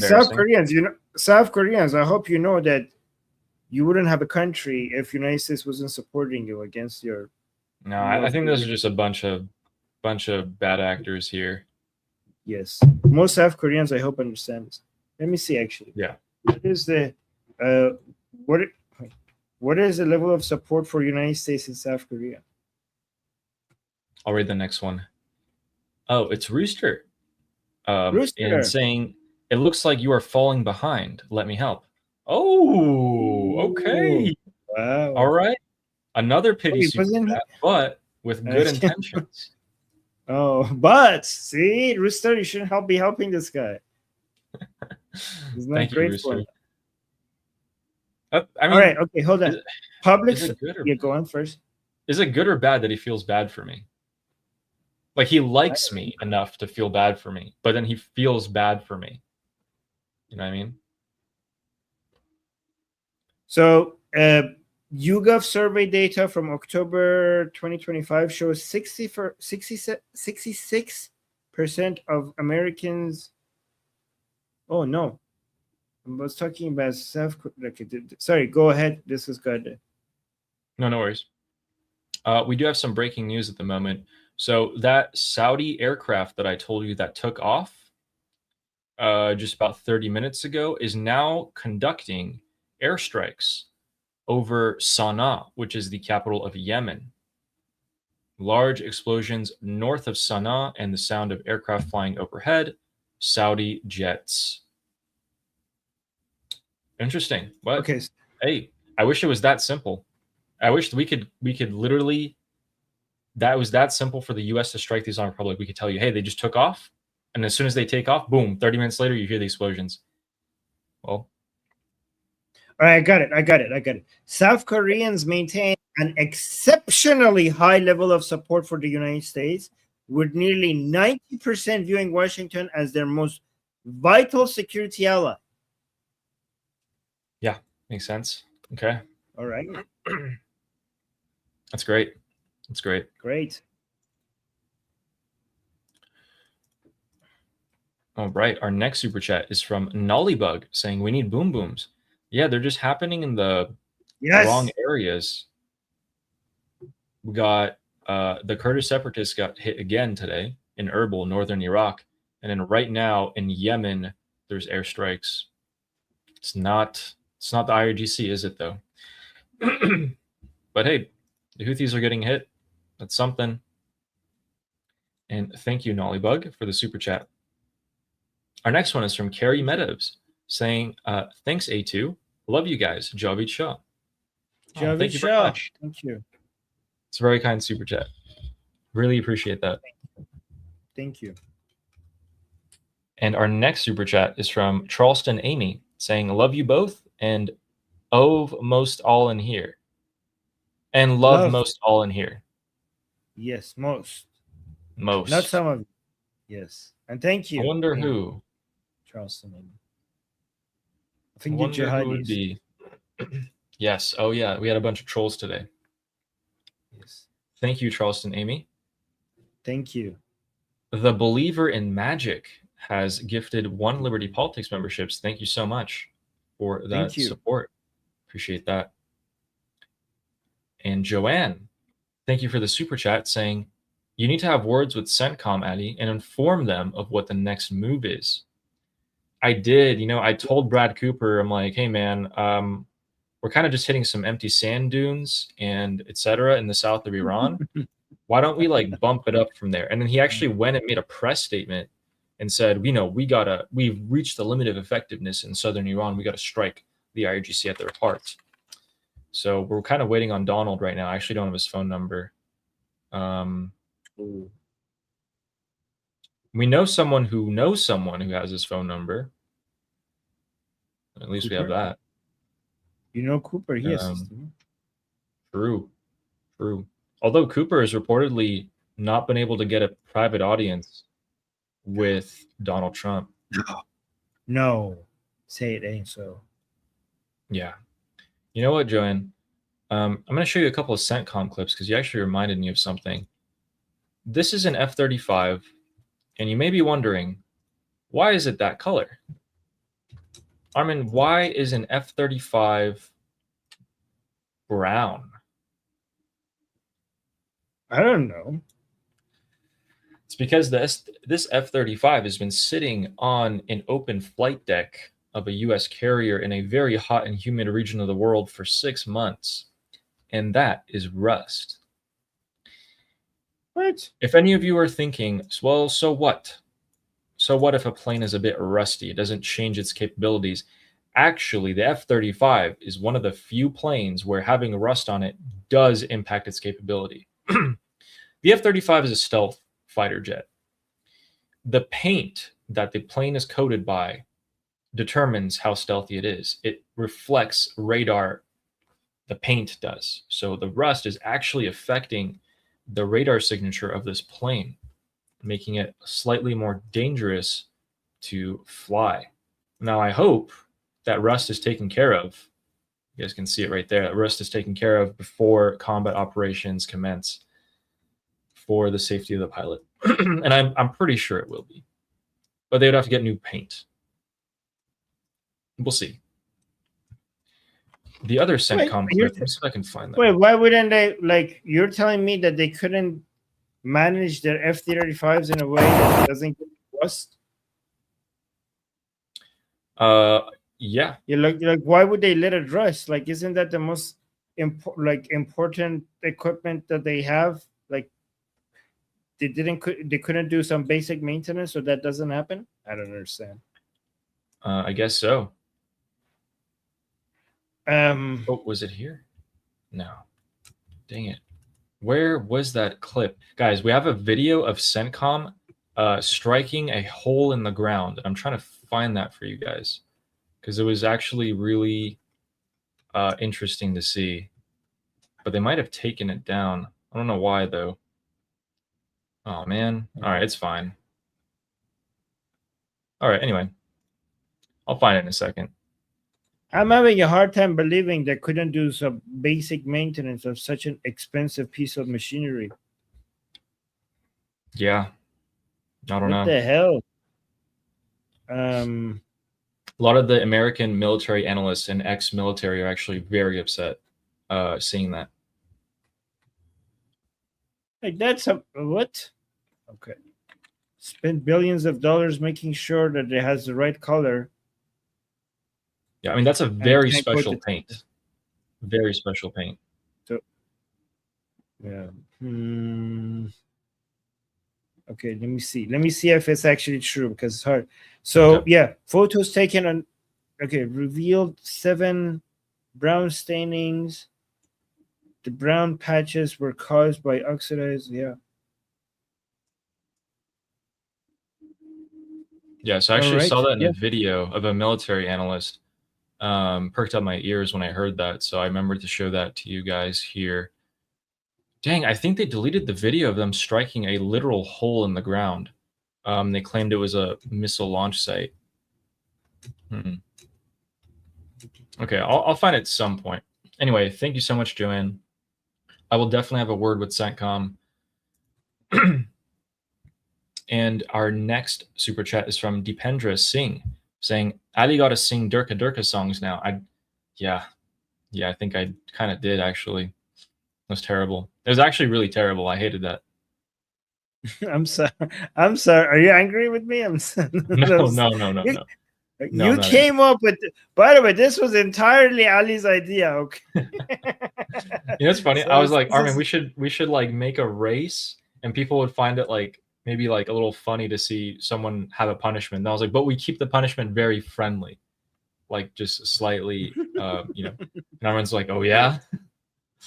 No way. This was your idea, okay? This was my idea. Yes. I do remember I pulled up a map for you guys. There it is. Here's the other piece of news that I forgot to share with you guys. So you guys get a little bit of a treat. This is the Iran-Iraq border in the southwest of Iran. Those little red dots that you guys see, those are locations at which the Iraqi military is claiming the IRGC are congregating. That means there's an IRGC troop buildup in these 4 locations along the Iran-Iraq border. Furthermore, according to the same Iraqi sources, the IRGC has moved 3,000 troops in the last 4 days to these 4 areas. There is some truth to this. We do know that the IRGC conducted raids into Iraqi Kurdistan and killed a lot of different Kurdish forces and kidnapped them 3 days ago. So we don't know exactly how many troops. We don't know how the Iraqis were able to determine there was exactly about 3,000 troops, artillery, tank, and drones. But I do believe that there is a troop buildup here. So again, one more thing pointing towards the escalation of this war. I'm gonna go get my puppies while you do this. So okay. Should I read the confetti ones? I'll read the confetti ones. No. Okay, no. If I thought you were doing something else, I want to be here for the super chat stuff. Okay. If you're doing super chats. Okay. If you're doing some updates in the news, then I'll go and get them. Oh, wait, what?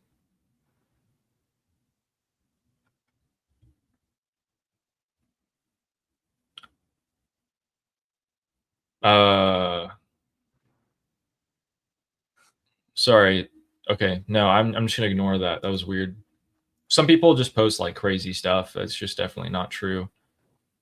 Okay, there we go. So, yeah, let's read a couple more, and then the next time we give an update, then for sure. My baby girls. Nollybug. Yeah, Nollybug with the confetti. Thank you so much. Hey. Appreciate that. Wait, but this is for Ali. This is for you? I think so.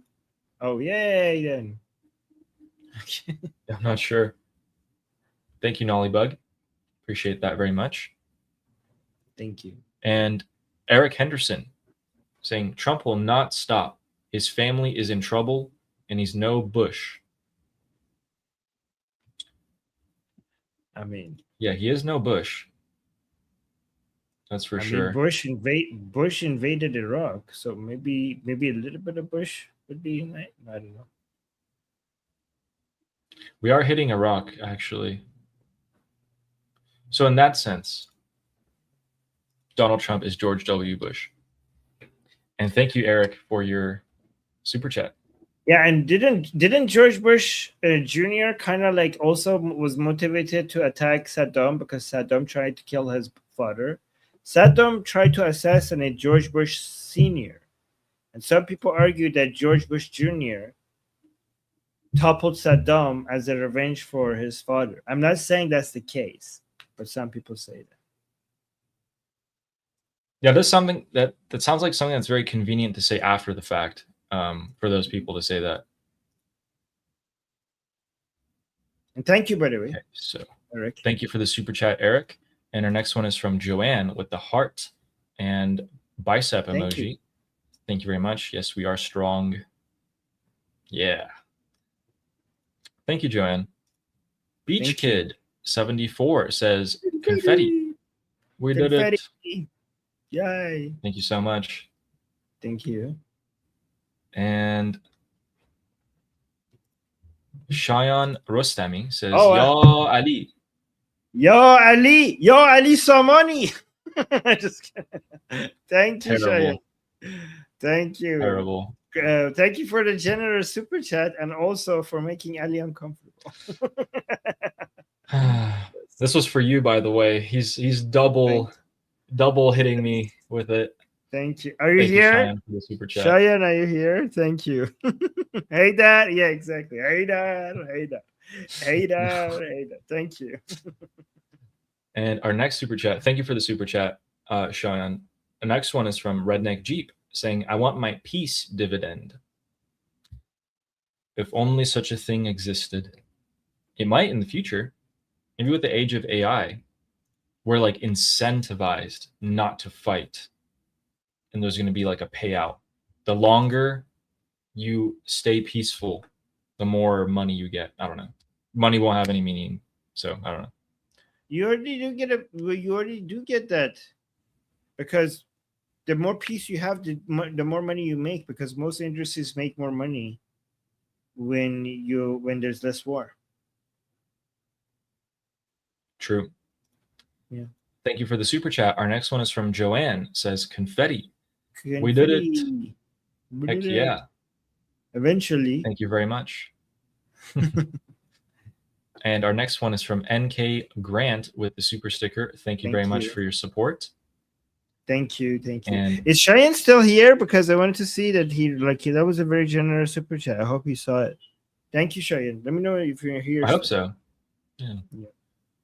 Guys, please remember to like and subscribe. There's about 30% of you guys that you watch and don't subscribe. So, Sarah Yu says Abraham Accords is the key. I believe so. It seems that way to me. I'm able to justify all these chances that are being given because they're being directed at the Arabs. Thank you for the super chat.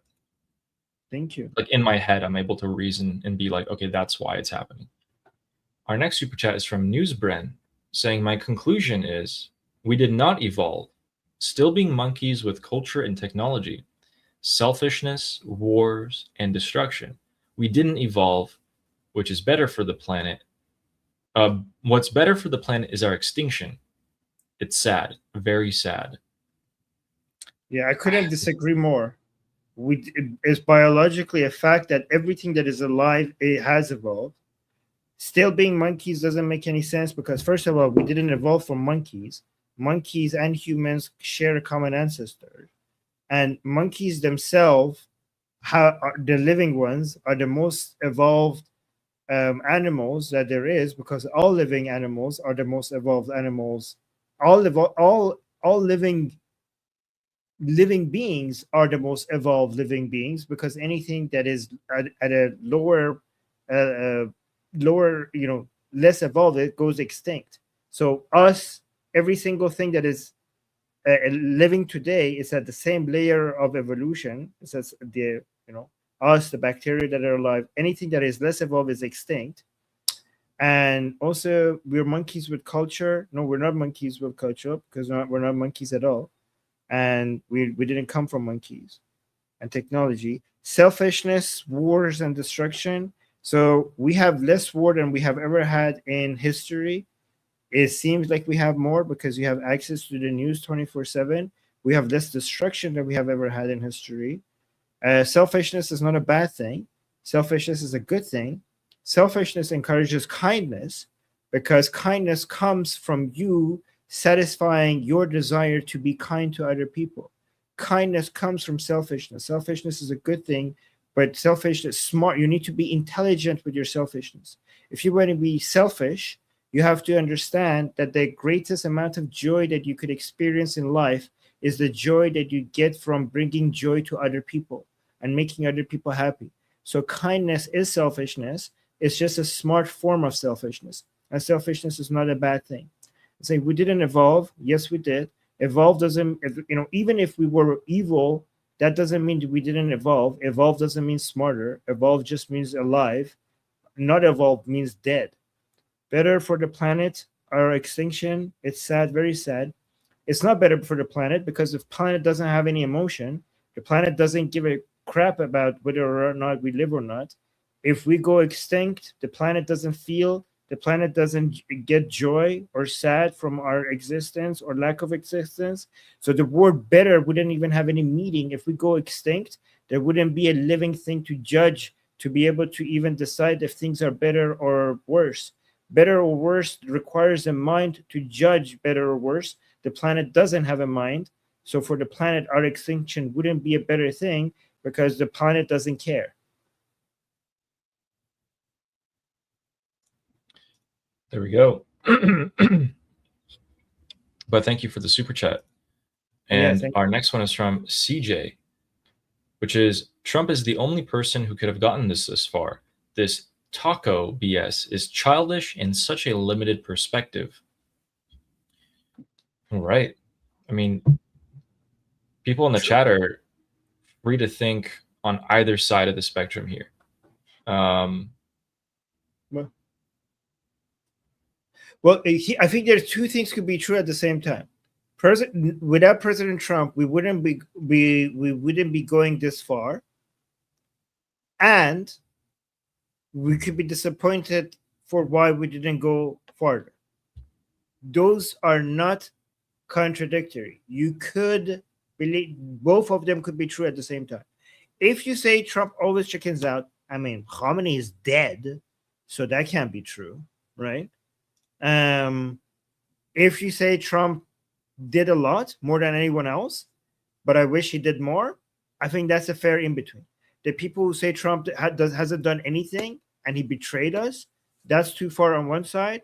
The people who are saying Trump has done everything perfectly and this was the best way to do it, they're going too far on the other end.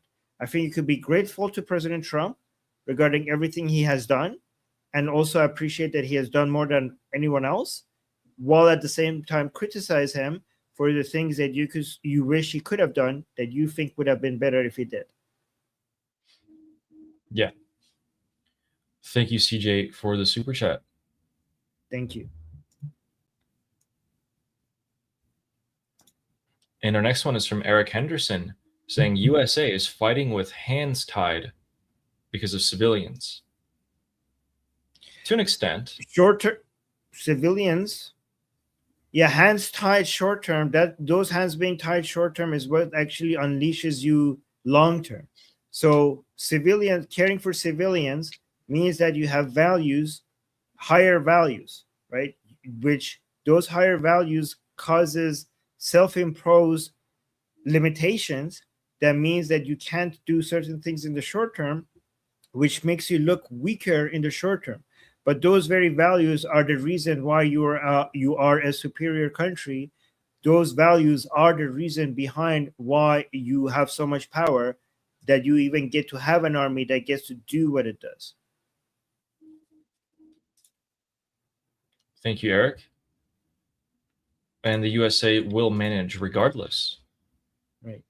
Our next one is from Dubstep. Says IRGC leadership has ideological advantage. They know Trump won't go old school and sacrifice troops on the ground. Old school is the only way to beat them. It's lost if he doesn't have the balls to do it. We can substitute the United States military ground troops for another army. There is actually one army in Iran at the moment that is completely willing to fight for their own freedom. I think you know who I'm talking about, Debbie Step. It's the Iranian people. We just have to give them some support.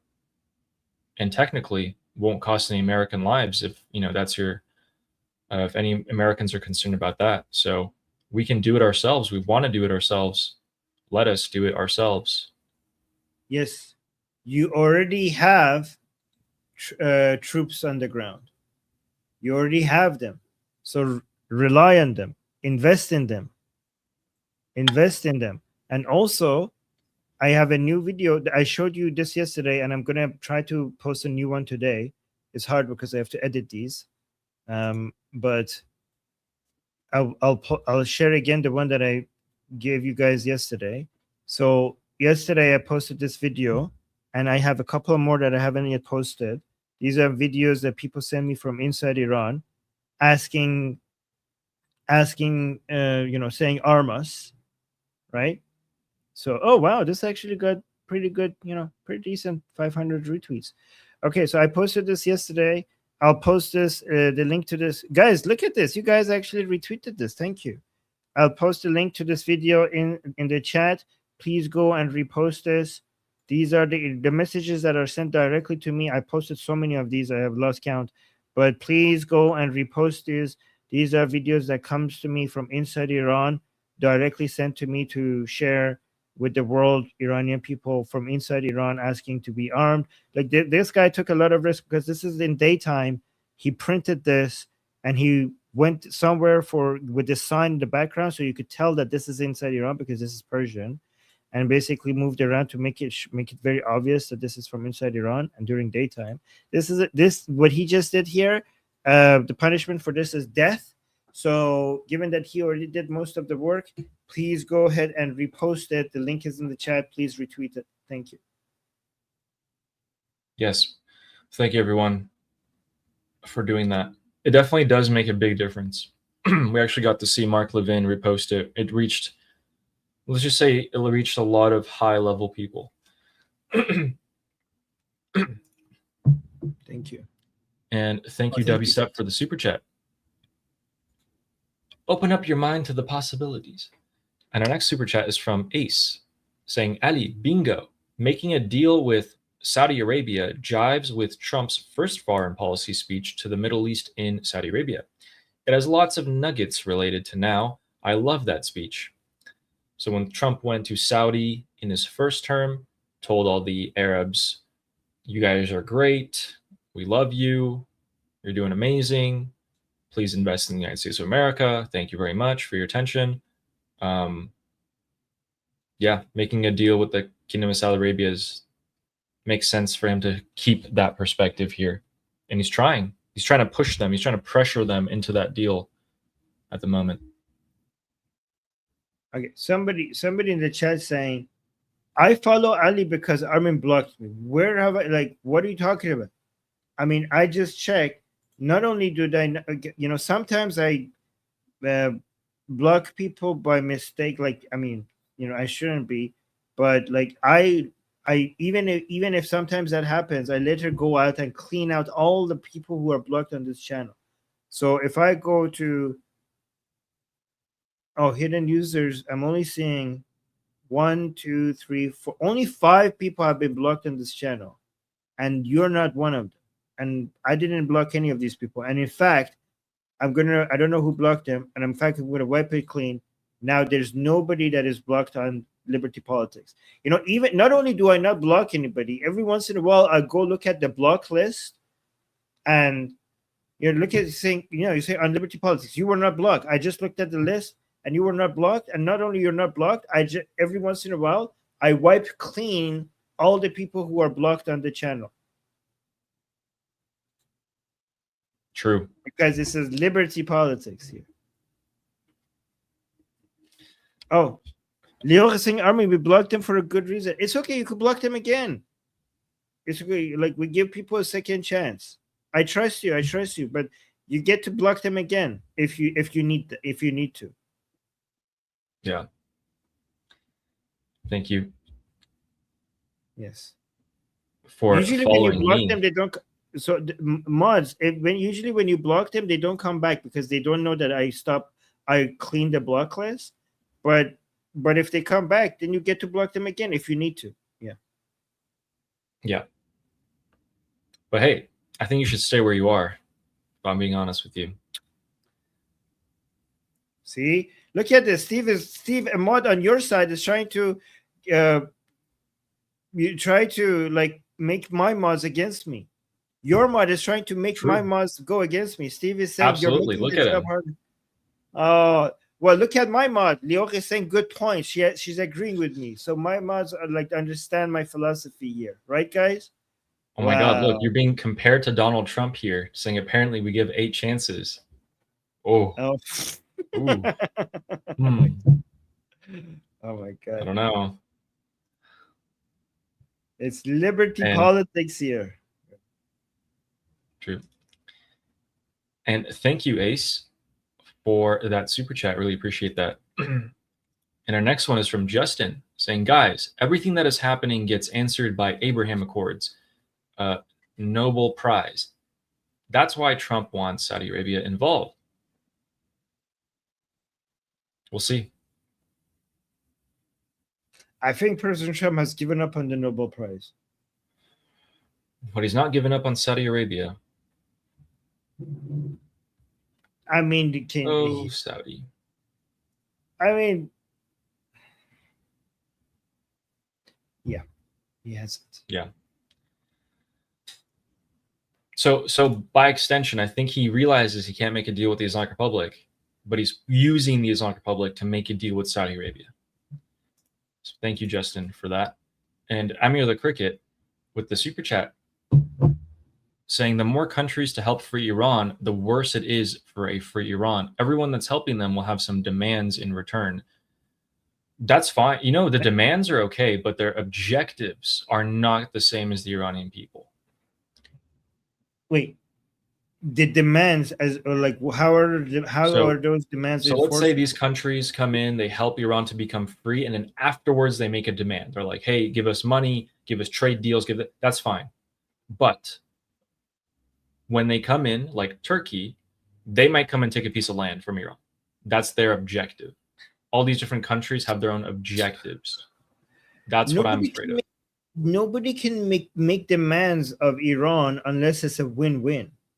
Like, and if they can make money from Iran, so be it, because the Iranian people are going to make money, because it's going to be trade, it's going to be investments, trade, it's going to be win-win for both sides.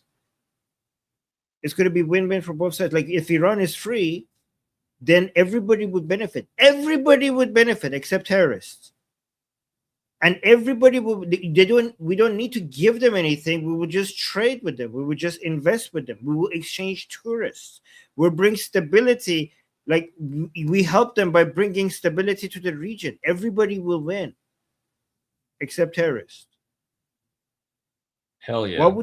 What would they demand of us? They will already get this. They will already get a lot from having a free, strong, prosperous Iran.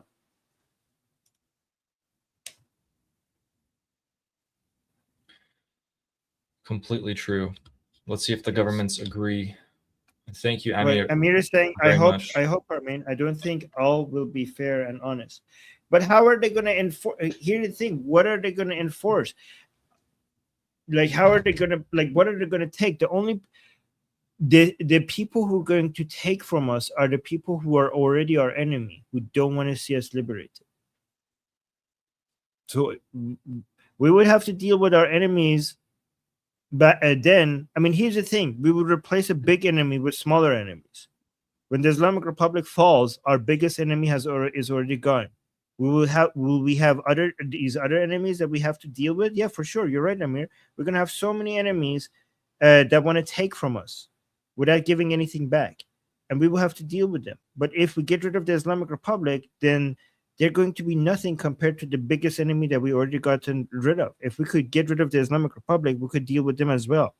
Everybody else that wants to take, they're free to take, as long as it's a trade and they give as well. And trade means that both sides win.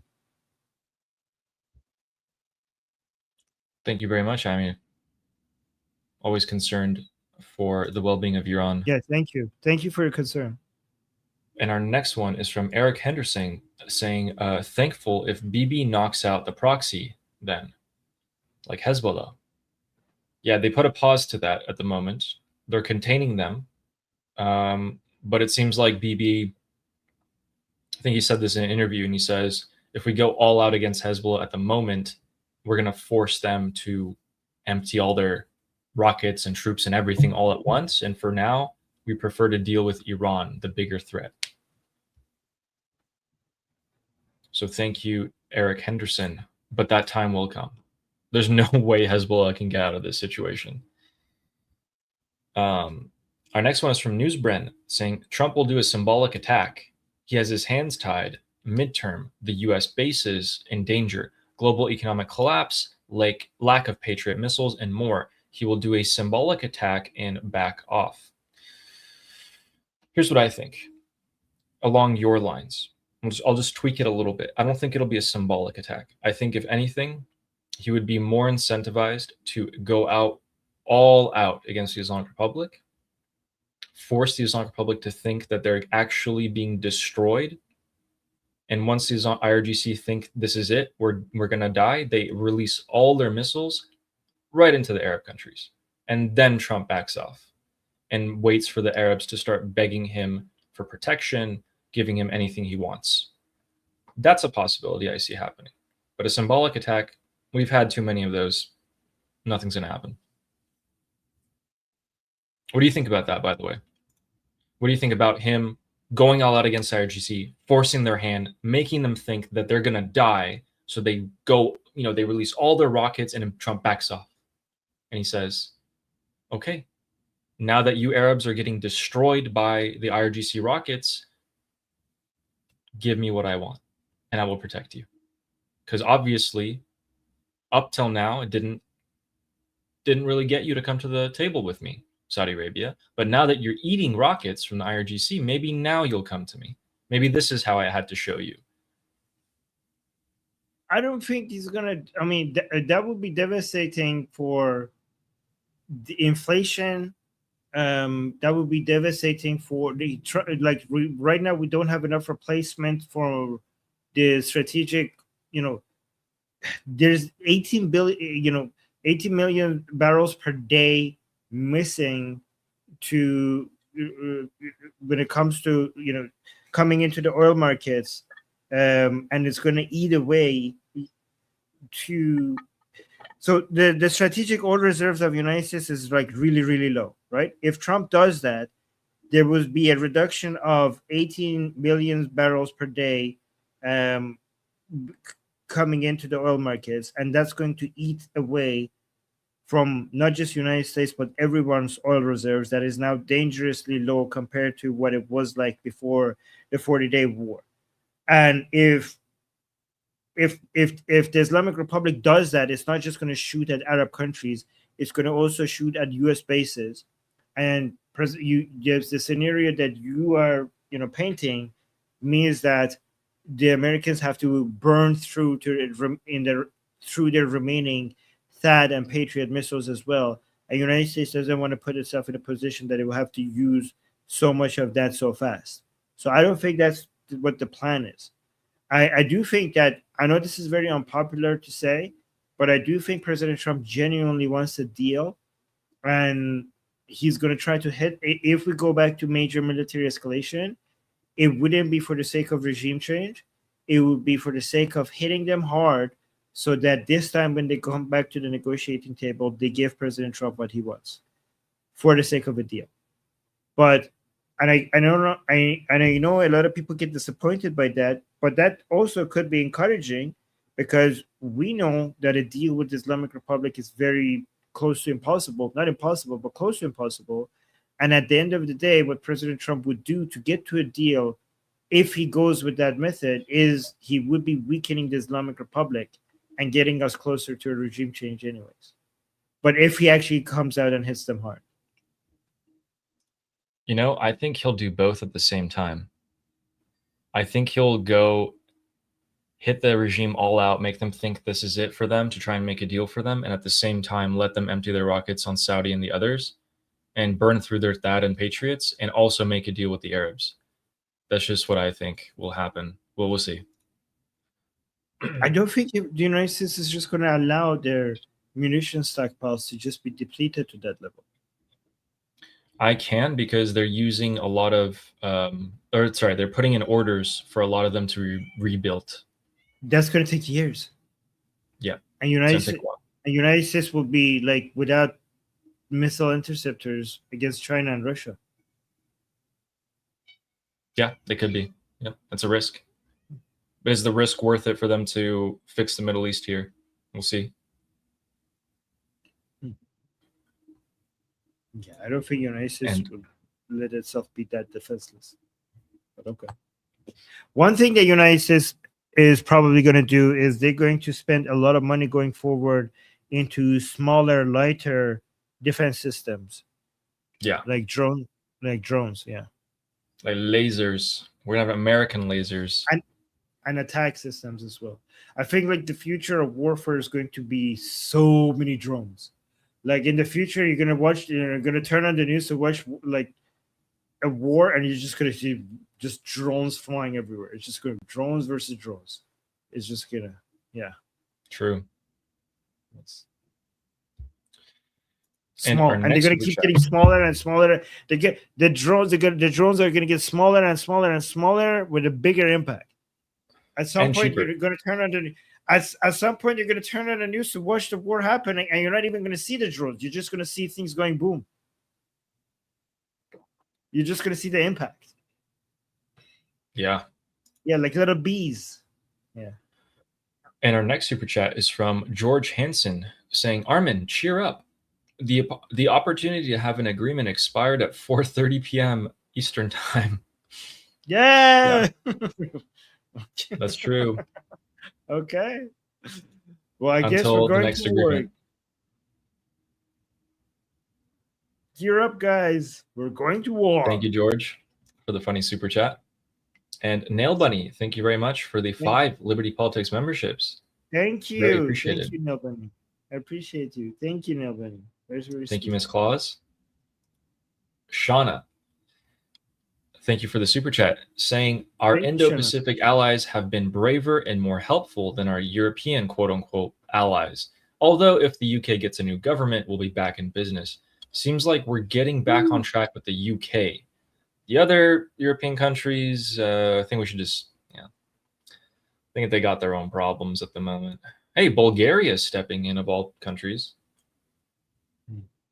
You know, United States is trying to save the Japanese currency right now. The Japanese currency is dropping like a rock, and United States is trying to save it by buying yens with euros. Yeah. How brilliant is Scott United States is spending euros to buy Japanese yen to save the Japanese currency. Yeah, that's Scott Besant's idea. Is it Scott Bessent? Yeah. Okay. He's managing two big things right now. The IRGC financials. Yeah, we'll see. But, you know, he's actually turning out to be the best Secretary of Treasury probably since Alexander Hamilton. It's doing really good. Wow. And thank you, Shauna. Thank you for the super chat. I know Shauna really hates the European governments. And our next one is from Amir the Cricket, gifted. Except Poland and Ukraine and some others. But yeah. Amir. True. Thank you, Amir, for the Liberty Politics memberships. Thank you. Always. And Amir the Cricket, thank you so much for the 5 Liberty Politics memberships. That's huge. Thank you very much. Thank you. Much appreciated as always. And also, I hope you're doing well. Our next super chat is from Steak and Beans saying, Ali, you need more oomph to that. Wasn't convincing. Yeah, whatever, yes. Man. Next time we'll try. Guys, let's win again tomorrow. I'll come up with something for tomorrow as well. Ali, do you still want to do this? Yeah, we're still doing this. I'm going to get you back. Okay. Thank you, Steak and Beans. And the Persian American said the Shah was ahead of his time. Yeah, I think a good like 100 years ahead of his time, in my opinion. Thank you so much for that super chat. Thank you. And our next one is from Fizz Endricist, says, whoever has Seymour's third feather, please burn it. Prince Ruzapadavi has that third feather, or maybe he is the third feather metaphorically. We'll see. Because, you know, he's been burning his whole life. He's been spending his whole life to free Iran, and that's what it takes to burn the feather. So for anyone who doesn't know, in Persian mythology, that the Seymour is like the phoenix. You burn every time, it's 3 feathers, and every time Iran has been an existential threat, you burn a feather. There's 1 left. Thank you, Fizz Endricist, for the lore. And Bobcat says the Middle East and the world will be a much better place with the end of the IRGC, Javid Shah. We totally agree. We happen to totally agree with you on this channel. You're in the right place. The Middle East, yeah. Javid Shah. The whole the world. End of the IRGC, and the return of Pahlavi. Yes, thank you. Thank you so much, Bobcat. Appreciate that very much. And Steak and Beans saying arrogant European leftists through their SHIT smelled better, and they were smarter, more moral than every primitive Middle Eastern. Look at them now. Arrogant EU leftists. Oh, so arrogant EU leftists are better than the primitive Middle Eastern, is what he's saying. I'm assuming he means Muslim, you know, so the Islamists. I don't know. That's a hard I mean, it's not a very hard comparison, actually. No, I think he's talking about them thinking that they understand this more than the so-called primitive Iranians. Like they know better than Iranians. I would not have gotten that. Yeah. Okay. Gotcha. Like they see themselves as the leftists see themselves as white saviors that know what's best for Iran, you know, over the primitive Iranian people themselves. Like then primitive from their perspective. That's a great From the- comment.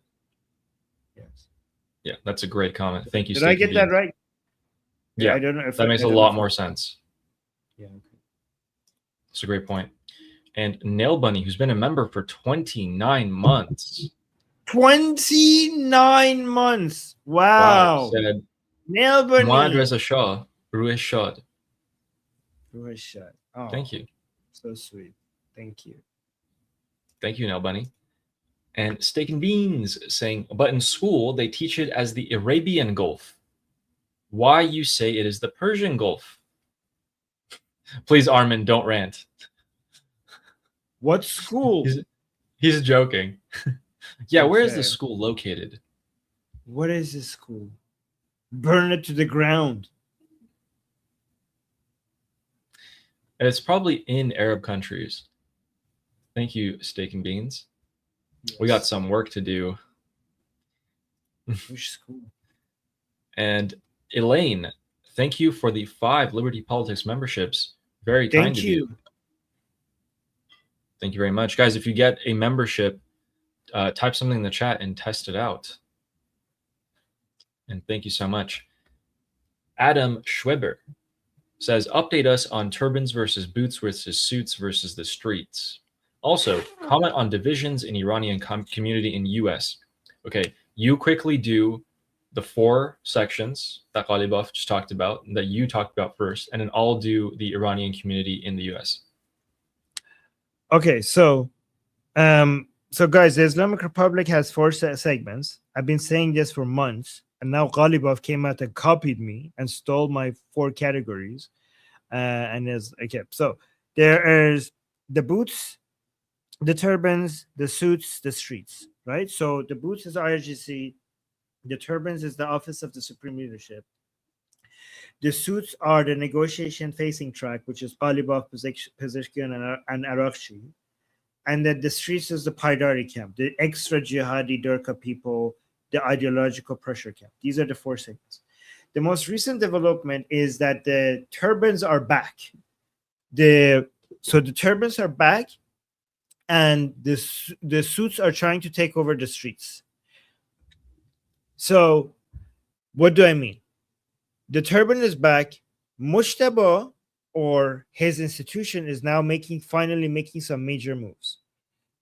So stuff are happening, right? So there was rumors that Zolgad has been removed from the Supreme Security Council and Reza is going to take his place. We're going to see if that happens or not.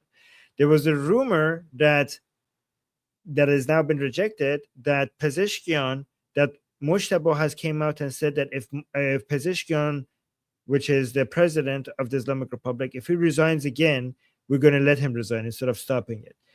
Now, today, yesterday, the Office of the Supreme Leadership came out and rejected that, and Pezeshkian put out a video explaining how all of these are a lie. He explaining that how could he be doing all of these things that people are saying he's doing when he has no power over the Supreme Leadership. But a lot of things suggest that the Office of the Supreme Leadership is now making a comeback, is becoming more relevant, and some people are suggesting that these are signs that Mujtaba is actually alive. Another main thing that is happening is that I was completely correct about my assessment of what Ghalibaf was saying in the video that he just put out there recently, saying that after Ali Khamenei's death, he's the one responsible for making people come into the streets as a way to push back against an uprising, right? He didn't say use those words, but that's what he meant. I know nobody, by the way, guys, I promise you, nobody understood what Ghalibaf is saying. And not just on the English side, even on the Persian side, okay, nobody understood what Ghalibaf was saying. The top analysts on the Persian side understood it. And the reason why I understood it is because I speak Durka, because I have been hanging out in the circles of these jihadis for years. So when he said that, I understood who the audience is. And I mentioned this on the Persian channel. And the day after I said that, people are like, oh, that's what he means, Armin. And the day after, all of these jihadi Paidari camp people came out outraged because they understood it the way I understood it. And so the reason they understood it the way I understood it is because I speak their language. I understand the way these people speak, and they all came out one by one. Ali, I have a video. I'm not going to show it to you guys. Like, I can't, like, because I have to translate it, and it's going to take so long. But it's basically a comment after comment after comment of different people from the Paidari camp outraged that Ghalibaf is trying to claim credit for the streets, for the people in the streets after the death of Khamenei, saying, pushing back against them, saying like you had nothing to do with the streets, which confirms that I was right about my interpretation regarding what Ghalibaf was saying. And only the jihadi people would get, only jihadi people and me would get what the Ghalibaf was saying. Anyways, that is the summary. I don't know if that was pretty big. sense. I feel like you should make a you should grab, did you post that segment of you explaining that? I feel like that's it's on the Persian channel. Okay, sweet. Oh, or in English, I mean. What's it? In our live no, stream from I should cut yesterday or these 2 days ago? separately. You're right. Yes. I should cut these out. You know what we should do? We should have like a analysis segment, because then it just makes this easier for us. Anyway, yeah, that's a so good idea. divisions in Iranian community in the United States. There's people like me who were born and raised mostly in the United States, as in the most amount of years that their life was spent in the United States, or all of it. Okay, these people don't really have a vested interest in what's happening politically inside Iran. What's important for them is that Iran is free or not. They don't understand. They wouldn't even know who is the president of the Islamic Republic. So a lot of them are like this, especially in Southern California, where most of the Iranian diaspora is. They don't know. The ones who are born and raised in America, the ones who come from Iran are much more interested, much more vested interest. Their parents, siblings, friends may still be in Iran. That's the division that I see the most amongst our side, the pro-Iranian opposition. Okay. Now, regime supporters are very, very, very, very sneaky, to the point where if you see a successful Iranian-owned business, you can ask yourself the question of why are they that successful? There is a fair chance, I'm talking about the really successful ones, a really successful restaurant, really successful company. A lot of them are actually money laundering businesses for the Islamic Republic. You own a very successful restaurant in New York City, Iranian owned. The guy goes in, remodels the place every 6 months. Completely new interior, costs hundreds of thousands of dollars. He has 40 people who work at the restaurant. You walk in, not a single customer. I've personally been to these. And I'm thinking, like talking to my dad, I'm talking like, what is that? What's going on?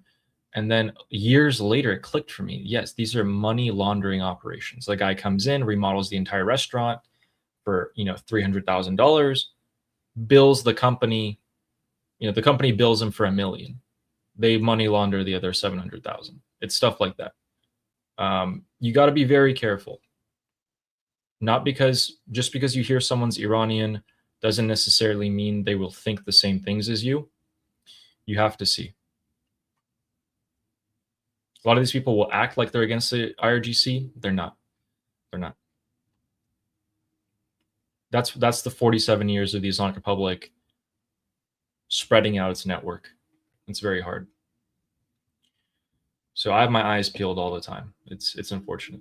But when I'm in the protests, when I'm amongst all these other Iranians waving the flag, saying Javid Shah, like, no problem. I know everyone there. Thank you, Adam, and hope we answered that good enough for you.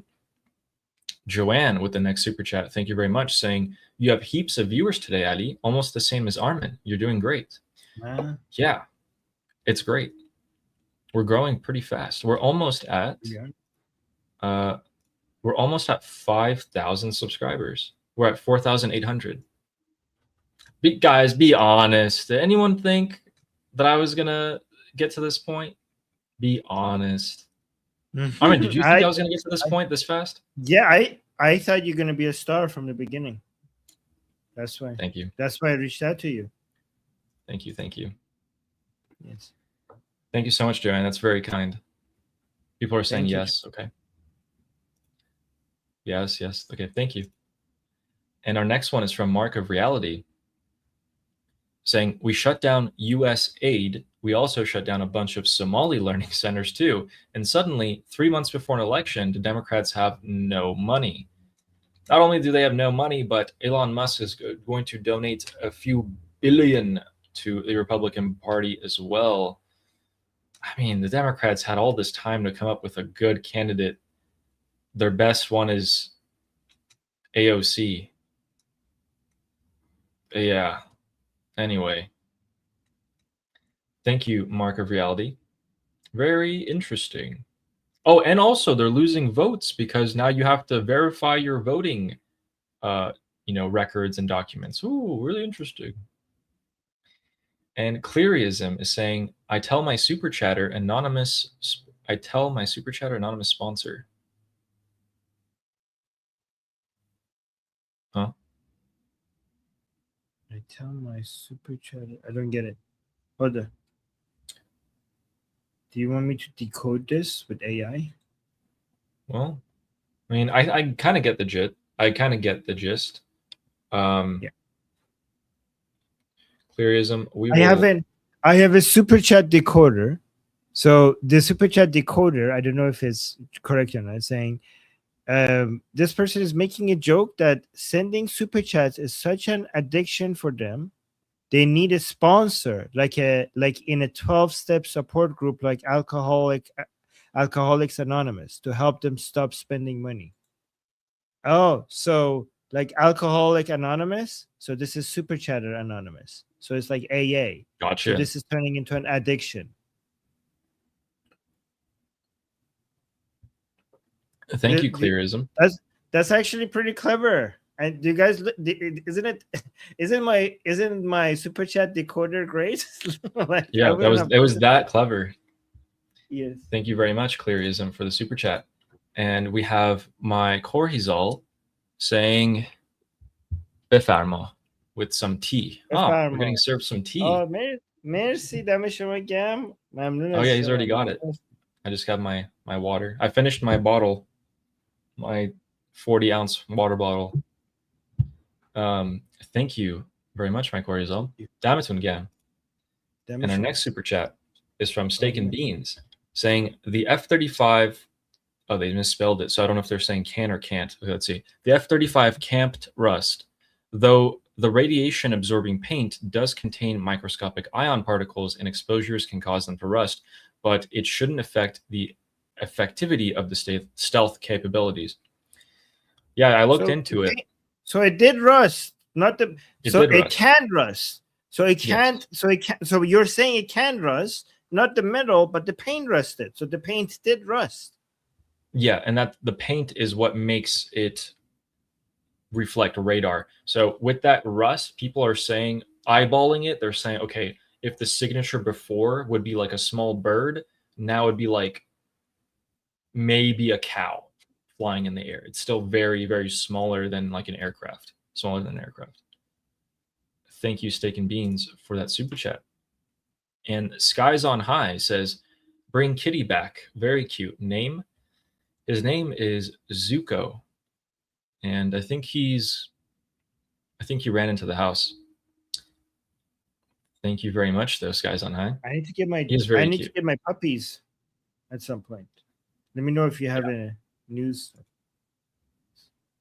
Yeah, okay, I'll give an update right now then. You want to go for it? Oh, okay. Okay. So, ladies and gentlemen, we have the United States conducting a we have can't speak. Here we go. This is the United States Air Force right now in the Persian Gulf. This is what they're doing. I think you guys can all take a guess as to what's actually happening here.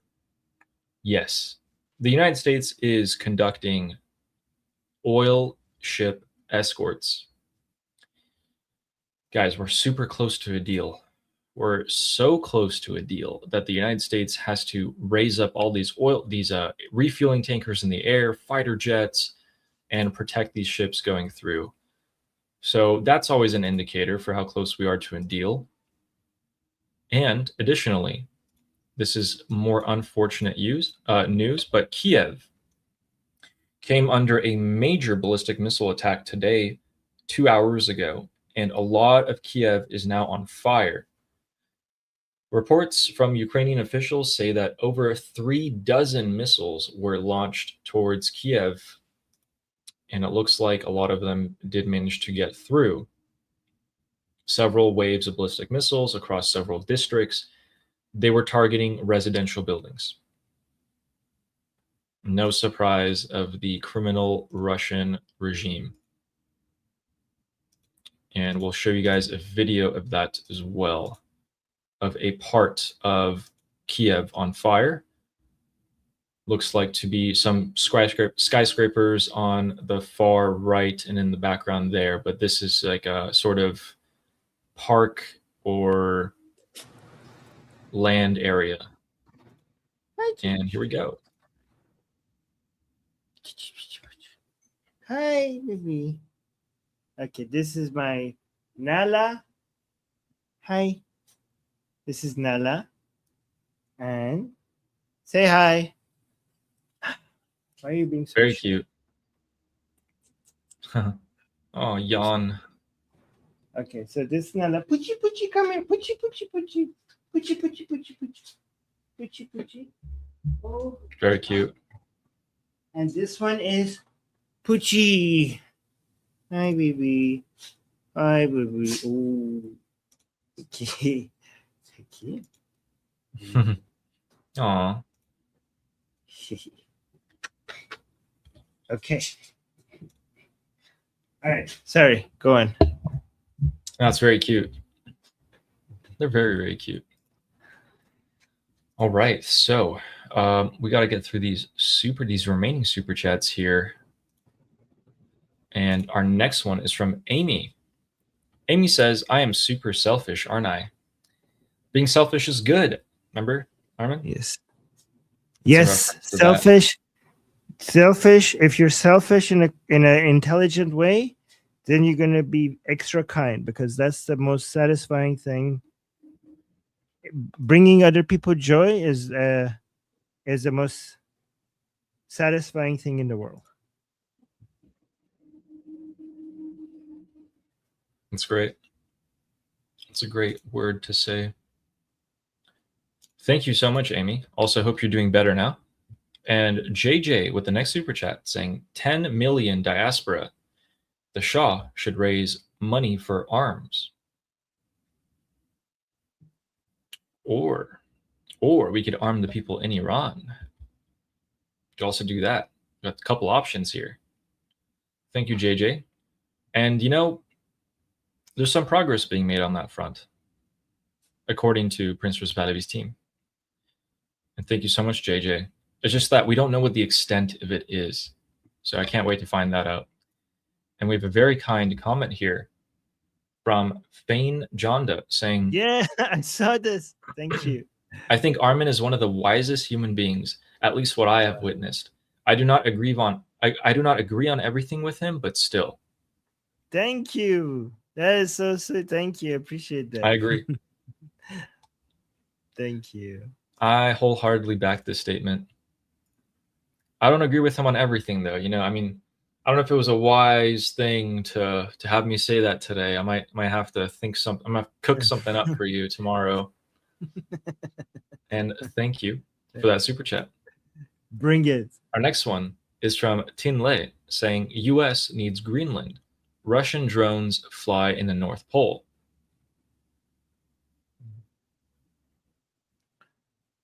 You know, it should be easy to convince people from Greenland. There are not that many of them. You could, like, I don't know. Yeah, again, guys, please understand that I respect the people of Greenland. I'm not talking about invasion. I do not support that. I'm not talking about going against the will of the people in Greenland, but I hope there is a way to get their consent, to join United States, because that would be push us so ahead when it comes to against the CCP. If Greenland actually does become part of the United States, I know it's like, I'm not saying it's likely, but if it ever happens, it will put United States, it will give United States such an advantage. Again, and I'm not supporting anything against the right to self-determination by the people in Greenland. What I'm saying is that given that they're so few in number, there should be a way to satisfy everybody there for them to consent to this. But I don't know. We'll see what time. They got a lot of natural resources as well under that ice. Yeah. Thank you, There's Team not Light. that many of them. You should be able to pay everybody, like, I don't know, $1 million and be like, how about now? And our next super chat is from Shauna saying, okay, let me be more specific. Western European governments. This house stands the East and has hope for the North. So stands means supports. This house supports the Eastern European governments and has hope for their Northern European governments. Okay, that's more specific. Thank you very much, Shauna. And Shauna also said about the Patriot missiles. U.S. funding has changed to a 7-year contract rather than a yearly one. This bumps up building from 600 a year to 2,000 a year. Wow, 3.3 times increase. That's pretty good. That's huge. Yeah, I saw the orders being put in. I didn't know it was from 600 to 2,000. It's pretty good. Thank you so much for the update, Shauna. And Deathless, thank you for the humongous support. 50 memberships. I think that's like 10%. I mean, I don't know. A ton of people in my chat just became members because of that. That's awesome. Amazing. Thank you so much. That's crazy. Wow. Thank you. It's very Armin, generous. I caught up in the membership count today. Nice. Wow, that's a big W. Big W. Thank you so much. Huge supporter, by the way. Like every day is just giving me so much support. I guess I'm doing something right. Thank you so much, Deathless. You're right. Much appreciated. And Royat, who's been a member for 12 months, says, love you, Armin. You are doing a great job for us. Thank you. Absolutely. Thank you so much. Thank you, guys. And our next one is from Saber Coaching, saying, stop giving them tips, God damn it. Love you, gents. Sorry. You know, Galibov has been copying me. True. He watches your Persian channel. No one would expect it. No one would expect it. No one would believe you either. He'd be like, no one's going to believe you. Thank you, Saber Coaching. And Christian Evan Christensen saying, you good? Fell asleep due to eating too much zerish pour le bon mort. Iranian friend said, I have officially turned Persian. You think Artesh will do a coup? Zerish pour le bon mort. Yeah, I fall asleep after kebab. Do I think Artesh will do a coup? No. I think Artesh will be there at the last second to provide security. I think that's their designated role. That's the military's role in Iran. When the coup happens, they step in, provide some security. Thank you very much for that super chat. And look at her. That one's Nala, right? Nala, yes. Yeah. Very cute. Our next super chat is from Dog Dad, who says, you guys pair well. Keep it up. I think it makes a difference. I think it makes a difference too. Thank you. I think it makes a difference too. Thank you so much, Dog Dad. Thank you. Yes, we do. I think we're Love good. that comment. Pair. You know, co-host. I thought that was the other one. Yeah, we are. Yeah, good match. And we'll get better. Our next super chat is from Curtis West, saying, this is my take on the situation. Okay, let's hear it. The IRGC fears the hardliners as much as it does the Iranian people. It's stuck in the middle, trying to hold off the people while splitting hairs with the hardliners. And what's your take on that, Armin? Yeah, I think even more. I think the IRGC fears the hardliners. Sometimes they fear them more. But yeah, pretty close. Armin, why is that? Why, is it because they can shoot one group and they can't really shoot the other group? Yes, but because one group is basically their last and also because the so-called hardliners are their last remaining base of support, and if they lose them, then they basically have zero support, and you can't rule. And that's game over with zero support. Yeah. But hey, to all those people saying the IRGC are now stronger than before, maybe they should watch our stream. Thank you so much, Curtis. Spot on. Bit over 50, thank you for the jewels. Appreciate that. And Gail, thank you for the super chat, saying thank you all for explaining the Middle East. And thank you for the membership. Blessings from the mountains of Arizona. Wow. Thanks, Gail. Thanks for watching. Thank you for watching. Yeah, we can give you the nitty-gritty, unfiltered version of the Middle East right now. Who knows, Armin? Maybe we turn into like huge figures and then we're like bogged down by the amount of things we can say. Because right now we can speak pretty freely.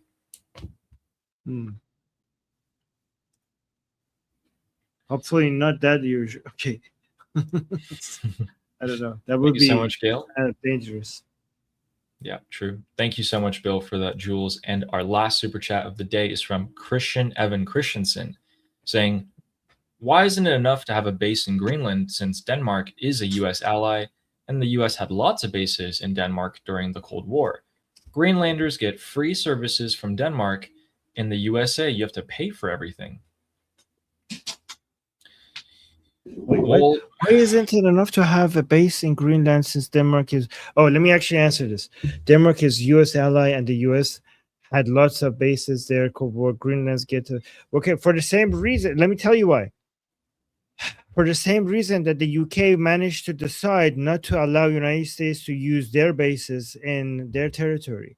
For the same reason why Saudi Arabia and Germany and France sometimes get to decide that United States doesn't get to use the bases that they already have in these countries. So it's not safe enough. It's not reliable. You have bases in Greenland, but sometimes these countries decide like, oh, no, we don't agree with this war over here, so you don't get to use it. Yeah, that's a good point, though, that Greenlanders get free services because they're part of Denmark. So they get the European treatment, like for health treatment and all that. But yeah, in the USA, yeah, you're gonna be paying a lot for that. Also, maybe that is something. You say Denmark is a U.S. ally. For now, right now, it's not. You don't know what's going to happen. Yeah, true. Right. Well, we got a couple more. Thank you, Christian. You should go back to sleep. Digest all that. Zeresh Polo. And our next one is from Tallyho Tex. Wow. It's a very Texan username. And so it's, Tallyho Tex says, howdy from the Texas Hill Country. There you go. You were right. And there's the Thank you very much. Everything about this is Texas. The biopic is Texas. The username is Texas. And the comment is Texas. This is the most Texas-y super chat that we have ever had. No, actually, I don't. Is Texas here? I shouldn't say. Yes. Okay. Texas trip. I didn't mean that. This is one of the most Texas-y super chats we have ever had. Yep. Thank you. Tally, what did you eat for lunch today? I just want to know. I'm just wondering. What? And so being weird. I want to know what, if they had Tex-Mex, what did they have? I'm wondering. And thank you for the super chat. And Steve Dixon, thank you for a generous super chat. Thank you. من اینجا دارم سعی میکنم از کلیمی ها دجالو بزنم کلیمی ها دجالو بزنم. کلیمی یعنی یهودی. Kalimi means yeah, like Jews. Kalimi. Oh, Kalimi Haro. Okay. از کلمی ها میکنم از کلمی ها دجال بزنم.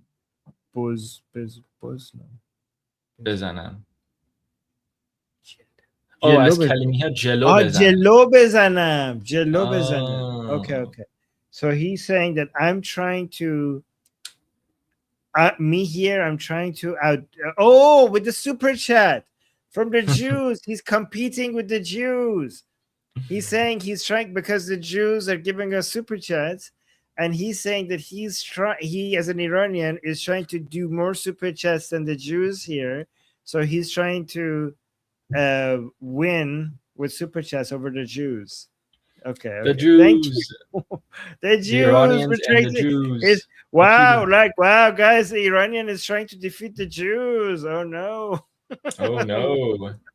Wow, oh no, the Jews. Are you guys gonna take that? I'm kidding. No. Thank you. Thank you. That's very generous. And yeah. Thank you so much, Steve. We defeated the Jews in super chats. All right, guys. Let me give a quick glance. Yeah. And he's saying, I'm not Iranian. I'm American. He's saying, man Iranian ism, Amerikaya ism. Then how do you speak Persian so well? We like it. Steve Dixon. I had a middle school teacher named Steve Dixon. How are you speaking Persian like that? Because you're not even using Google Translate. You're writing it in English. How are you speaking Persian like this if you're not an Iranian? Are you like, maybe he's from Tajikistan, American Tajikistan or something? No, I think he's just straight up American. Maybe he has like Iranian friends who taught him. Pedaram mohandis hast. Oh, okay. I guess he has some Iranian friends. Yeah, maybe. Well, yeah, guys, but people are like, some people are going to say like, Armin, how do you think he's Iranian with his name Steve? Iranians, when they make accounts, sometimes they use these usernames, so I wouldn't know. So, but then, and then Fizz Anderson says, "Man Irani nistam." Yes. See, that's what you get when you use Google Translate. Okay, but not this. This is how Iranians write. You know, when they don't have a Persian keyboard, they use like their English keyboard to write in Persian. So I'm wondering how Steve is doing that, because if you ask Google Translate, it would just give you the Persian version, unless he's asking AI. What does that mean? Okay. American Protestant. Gotcha. Okay. Basque is how do you American speak Persian? Maybe he's using probably AI. some friends. Yeah, or that. Yeah. Thank you, Steve. Okay. For defeating the Jews, you defeated them. All right, thank you. And guys, quick update. So the U.S. is running a convoy of refueling tankers trying to escort ships through the Strait of Hormuz. Nothing new. Been doing this most nights. And tonight, as of right now, we haven't had another ship struck. Not to say that it can't happen. We did see one hit last night. And what is happening? Donald Trump said we'll give him until tomorrow. Tomorrow's passed. We'll see what happens. Maybe another few days. Who knows? So, with that. All right. For that, guys, make sure you subscribe to our channels. Thank you so much, everybody. And thank you for everybody who has liked the stream already. You guys really help us grow the channel. The likes have a huge influence. So thank you for doing that. And we'll see you guys same time tomorrow. And until then, oh wait, Nelban, are you here? I forgot how to say Taiwan. I keep forgetting. Jiao All right, Yu. I'm not gonna do Taiwan Jiao Yu. Taiwan Jiao Yu, yeah. GIAU or GIAYOU. GIU. Yeah, another one. Yeah. GIU. And then Nima Fars. GIU. Saying off topic, but I got a new job. Javicha. Woo! Hey, congrats. Congrats. Okay, GIU. More stress. GIU. Let's do it. Thank you, Nima. My memory sucks, by the way. Well, we hope you like it. So I have to remember this. GIO. GIO. Oh, GIO. Okay. GIO. GIO. GIO. Yo. Okay. Yo. GIO. Oh, okay. All right. Amazon Chai, Slava Slava Ukrainian, Ukrainian. Cuba Cuba Libre, Libre. Taiwan GIO, Taiwan GIO. Long Long live live America, America. Javid Javid Shah, Shah, Payende, Iran. Iran. Mwah. And yes, See you I'll guys. be there for the school discussion in 45 minutes. Ooh. Join school, join the discussion. Link in the chat, Yes. link in the description, link in the QR code. Bye. Go to Bye, the guys. rally. Bye.